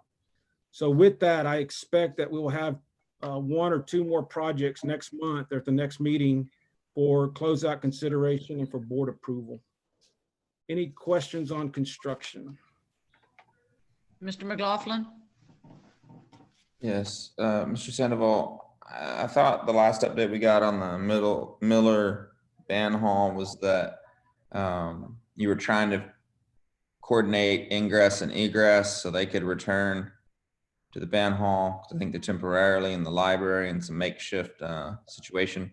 But then I heard you today said that y'all advanced the demo on the existing band hall. So did we just give up on the ingress and egress and getting those kids in a band hall during the academic year? Are they just going to be in the library in the makeshift thing for the balance of the school year? Yeah, if my last update was confusing, we tried to get egress out of that band hall area, and we couldn't pass it by the fire marshal. So we decided that we would keep the band students in the library for the balance of the year and allow Weber to get into that band area early and start the demo process, which they have. So do we have the library? I don't think that area is able to service both things. So are we just, our students, and this may not be a question to you, Mr. Sandoval, but are students still able to use the library, and do we know? The way I understand it, Mr. McLaughlin, with COVID, libraries are off limits, if you would. So I think, if I'm not mistaken, that library gets mobile at times and they take it to different parts of the school. But as a library room or classroom, it's not being used other than for the band area or the band hall at this time. Thank you. Any other questions from anyone? Thank you, Mr. Sandoval. And we enjoyed the tour of Travis. We were real impressed with what Travis looks like as a completed project. And there's still a lot of work going on at DZ. So I know Ms. Mejia and I talked afterwards and we both enjoyed the tour. Thank you very much for giving us that tour. You bet, anytime. Ms. Cantu? Yes, Mr. Arredondo? Thank you. So does this mean in the subsequent presentation or the receiving of the campus renovation projects, the roofs have been completed? The realignments? Okay. Yes. They're even now.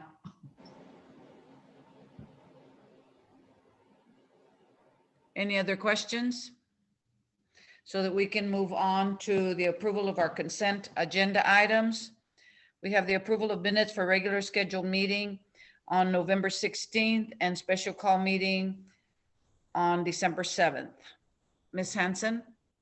I move that we approve the minutes from November 16th and December 7th meetings. Do I hear a second? I'll second. Mr. McLaughlin seconds. All in favor? Show of hands. 1, 2, 3, 4, 5, 6, 7. Opposed? 0. Let's move on to consideration and approval of targeted improvement plans.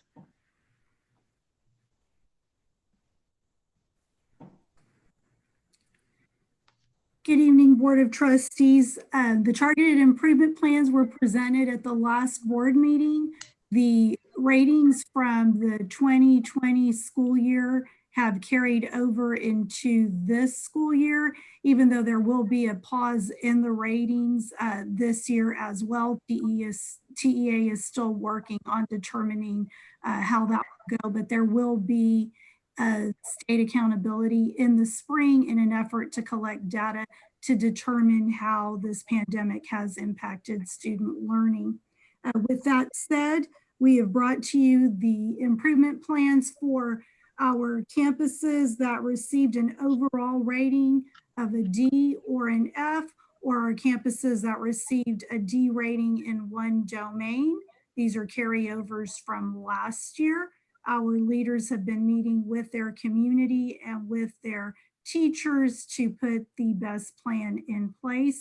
And the improvement plans from Travis, Goodnight, and Miller will be the ones that are submitted to TEA, and the others only require board approval and local monitoring in our school district. Okay, so Ms. Hanson? Yes, so these target improvement plans will assist these campuses in making the changes necessary. And when, do we have any idea when they could be released from the ratings that they're in right now? As of right now, TEA is going to put a pause on those ratings, right, because of the pandemic. So for the moment that we're currently in, these ratings will carry over. There's going to be a meeting in February that TEA will be having with the legislator. They're looking at potentially the 22-23 school year, but for our campuses that do have the label of comprehensive support, like our middle schools, they receive funding, and in order to receive that additional funding, then they would have to commit to remaining in that intervention system. So we should know more in February. I have a meeting this Friday as well. Anyone else have a question? So are we ready to approve our targeted improvement plans or tips? Ms. Hanson? I move that we approve the target improvement plans as presented. Second. Mr. Arredondo seconds. Any further questions or discussion? All in favor, show of hands. 1, 2, 3, 4, 5, 6, 7. Opposed, 0. And we've already taken care of B, consideration approval board policy F and G. So we'll move on to C, consideration and possible action to accept the 5 campus elementary school renovation bond project. Is someone speaking to this? Dr. Barton? Yes, ma'am. We have received our final payment. We received our final invoice statement. It has been approved by the architect, and we now submit it to you, all 5 campuses, this project, for approval before we release the final funds. Ms. Halsey? I move that we accept the work on the 5 campus renovation bond construction projects. Second. I hear a second for a motion by Ms. Halsey and seconded by Mr. Arredondo that we approve the 5 elementary campuses. Any questions or discussion? All in favor, show of hands. 3, 4, 5, 6, 7. 7, opposed, 0. Consideration approval of year-round schools, year-round system designation. Ms. Hanson? I move that we approve this. Second. Ms. Hanson moves that we approve the year-round system designation. Mr. Arredondo seconds. Any questions or discussion? All in favor, raise your hand. 1, 2, 3, 4, 5, 6. 6 opposed. 1 opposed.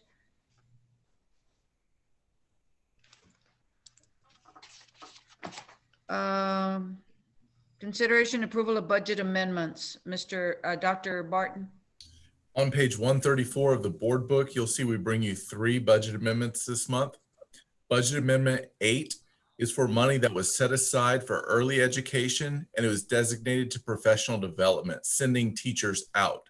That's obviously not happening in the way that it was conceived when the budget was built.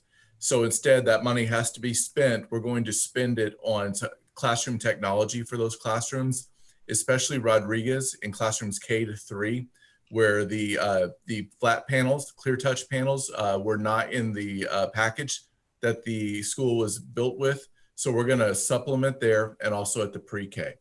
That's Amendment 8.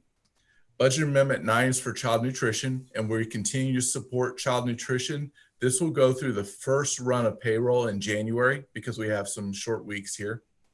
And then Budget Amendment 10 is for an adjustment our transportation has made, where we see that we could reduce our drivers to support the routes that we need right now, but we actually need more bus assistance with cleaning and with taking temperatures and documentation and such. That little bit of a switch moves people within functions, and so we have to bring that to you as a budget amendment, but it's just a change from 5 bus drivers to 5 bus monitors. Ms. Hanson, did you have a question? I want to move that we approve this, and then I have 2 questions. Second. I have a motion from Ms. Hanson to approve the budget amendments, a second from Mr. McLaughlin, and now we have a question. And just for the record, it looks like Mrs. Villalpando left the meeting at 8:52. So I don't know if that was intentional or not, but just so the minutes reflect that she departed the meeting at that time. 52, Margie. Thank you. My questions are these, it's referring to Amendment 10. Are these changes in positions going to keep the people at the same salary as they were as a bus driver? Yes, and the ma'am. second question is, tell me exactly what, well, you already answered my second question, excuse me. So It does keep the salary the same. It just has to come from a different function, the way the budget is built. So we're just going to move that money to a different function and continue. Obviously, it'll be a slightly different pay scale for a driver than an assistant, but nobody's going to lose money in this. They're vacant positions, those bus driver positions. Okay, thank you. Ms. Halsey? Ms. Halsey? Thank you. I just had a question about the touchscreens at Rodriguez. If we are now moving instructional money into funding those, how are the rest of the touchscreens funded? Because I don't remember having a budget item on that. Through our bond program. The bond provided for touchscreens, a technology update district-wide. However, back when the, I guess the package is the best way I can describe it, the options that were designed for Rodriguez back in 2017, they were designed with short throw projectors instead of flat panels. And flat panels is something that we decided on last year in 2020. So just that short distance of 3 years, the technology upgrade there was so intense, we did something a little bit different. Okay, thank you. Any further discussion? Call for the question. All in favor, raise your hand. 1, 2, 3, 4, 5, 6. Opposed, 0. 6, 0. So we passed the budget amendments. Now we're going to move down to item 10, open session, that we had a lengthy discussion in executive session. And I know there was some discussion about tabling all 3 items. I need a motion to take care of this open session for A, B, and C. President Kintu, Mr. McLaughlin? I'll move that we table 10A, 10B, 10C. I'll second. Do I hear a second from Mr. Arredondo that we table 10A, B, and C. And welcome back, Ms. Villalpando. Moved and seconded, all in favor?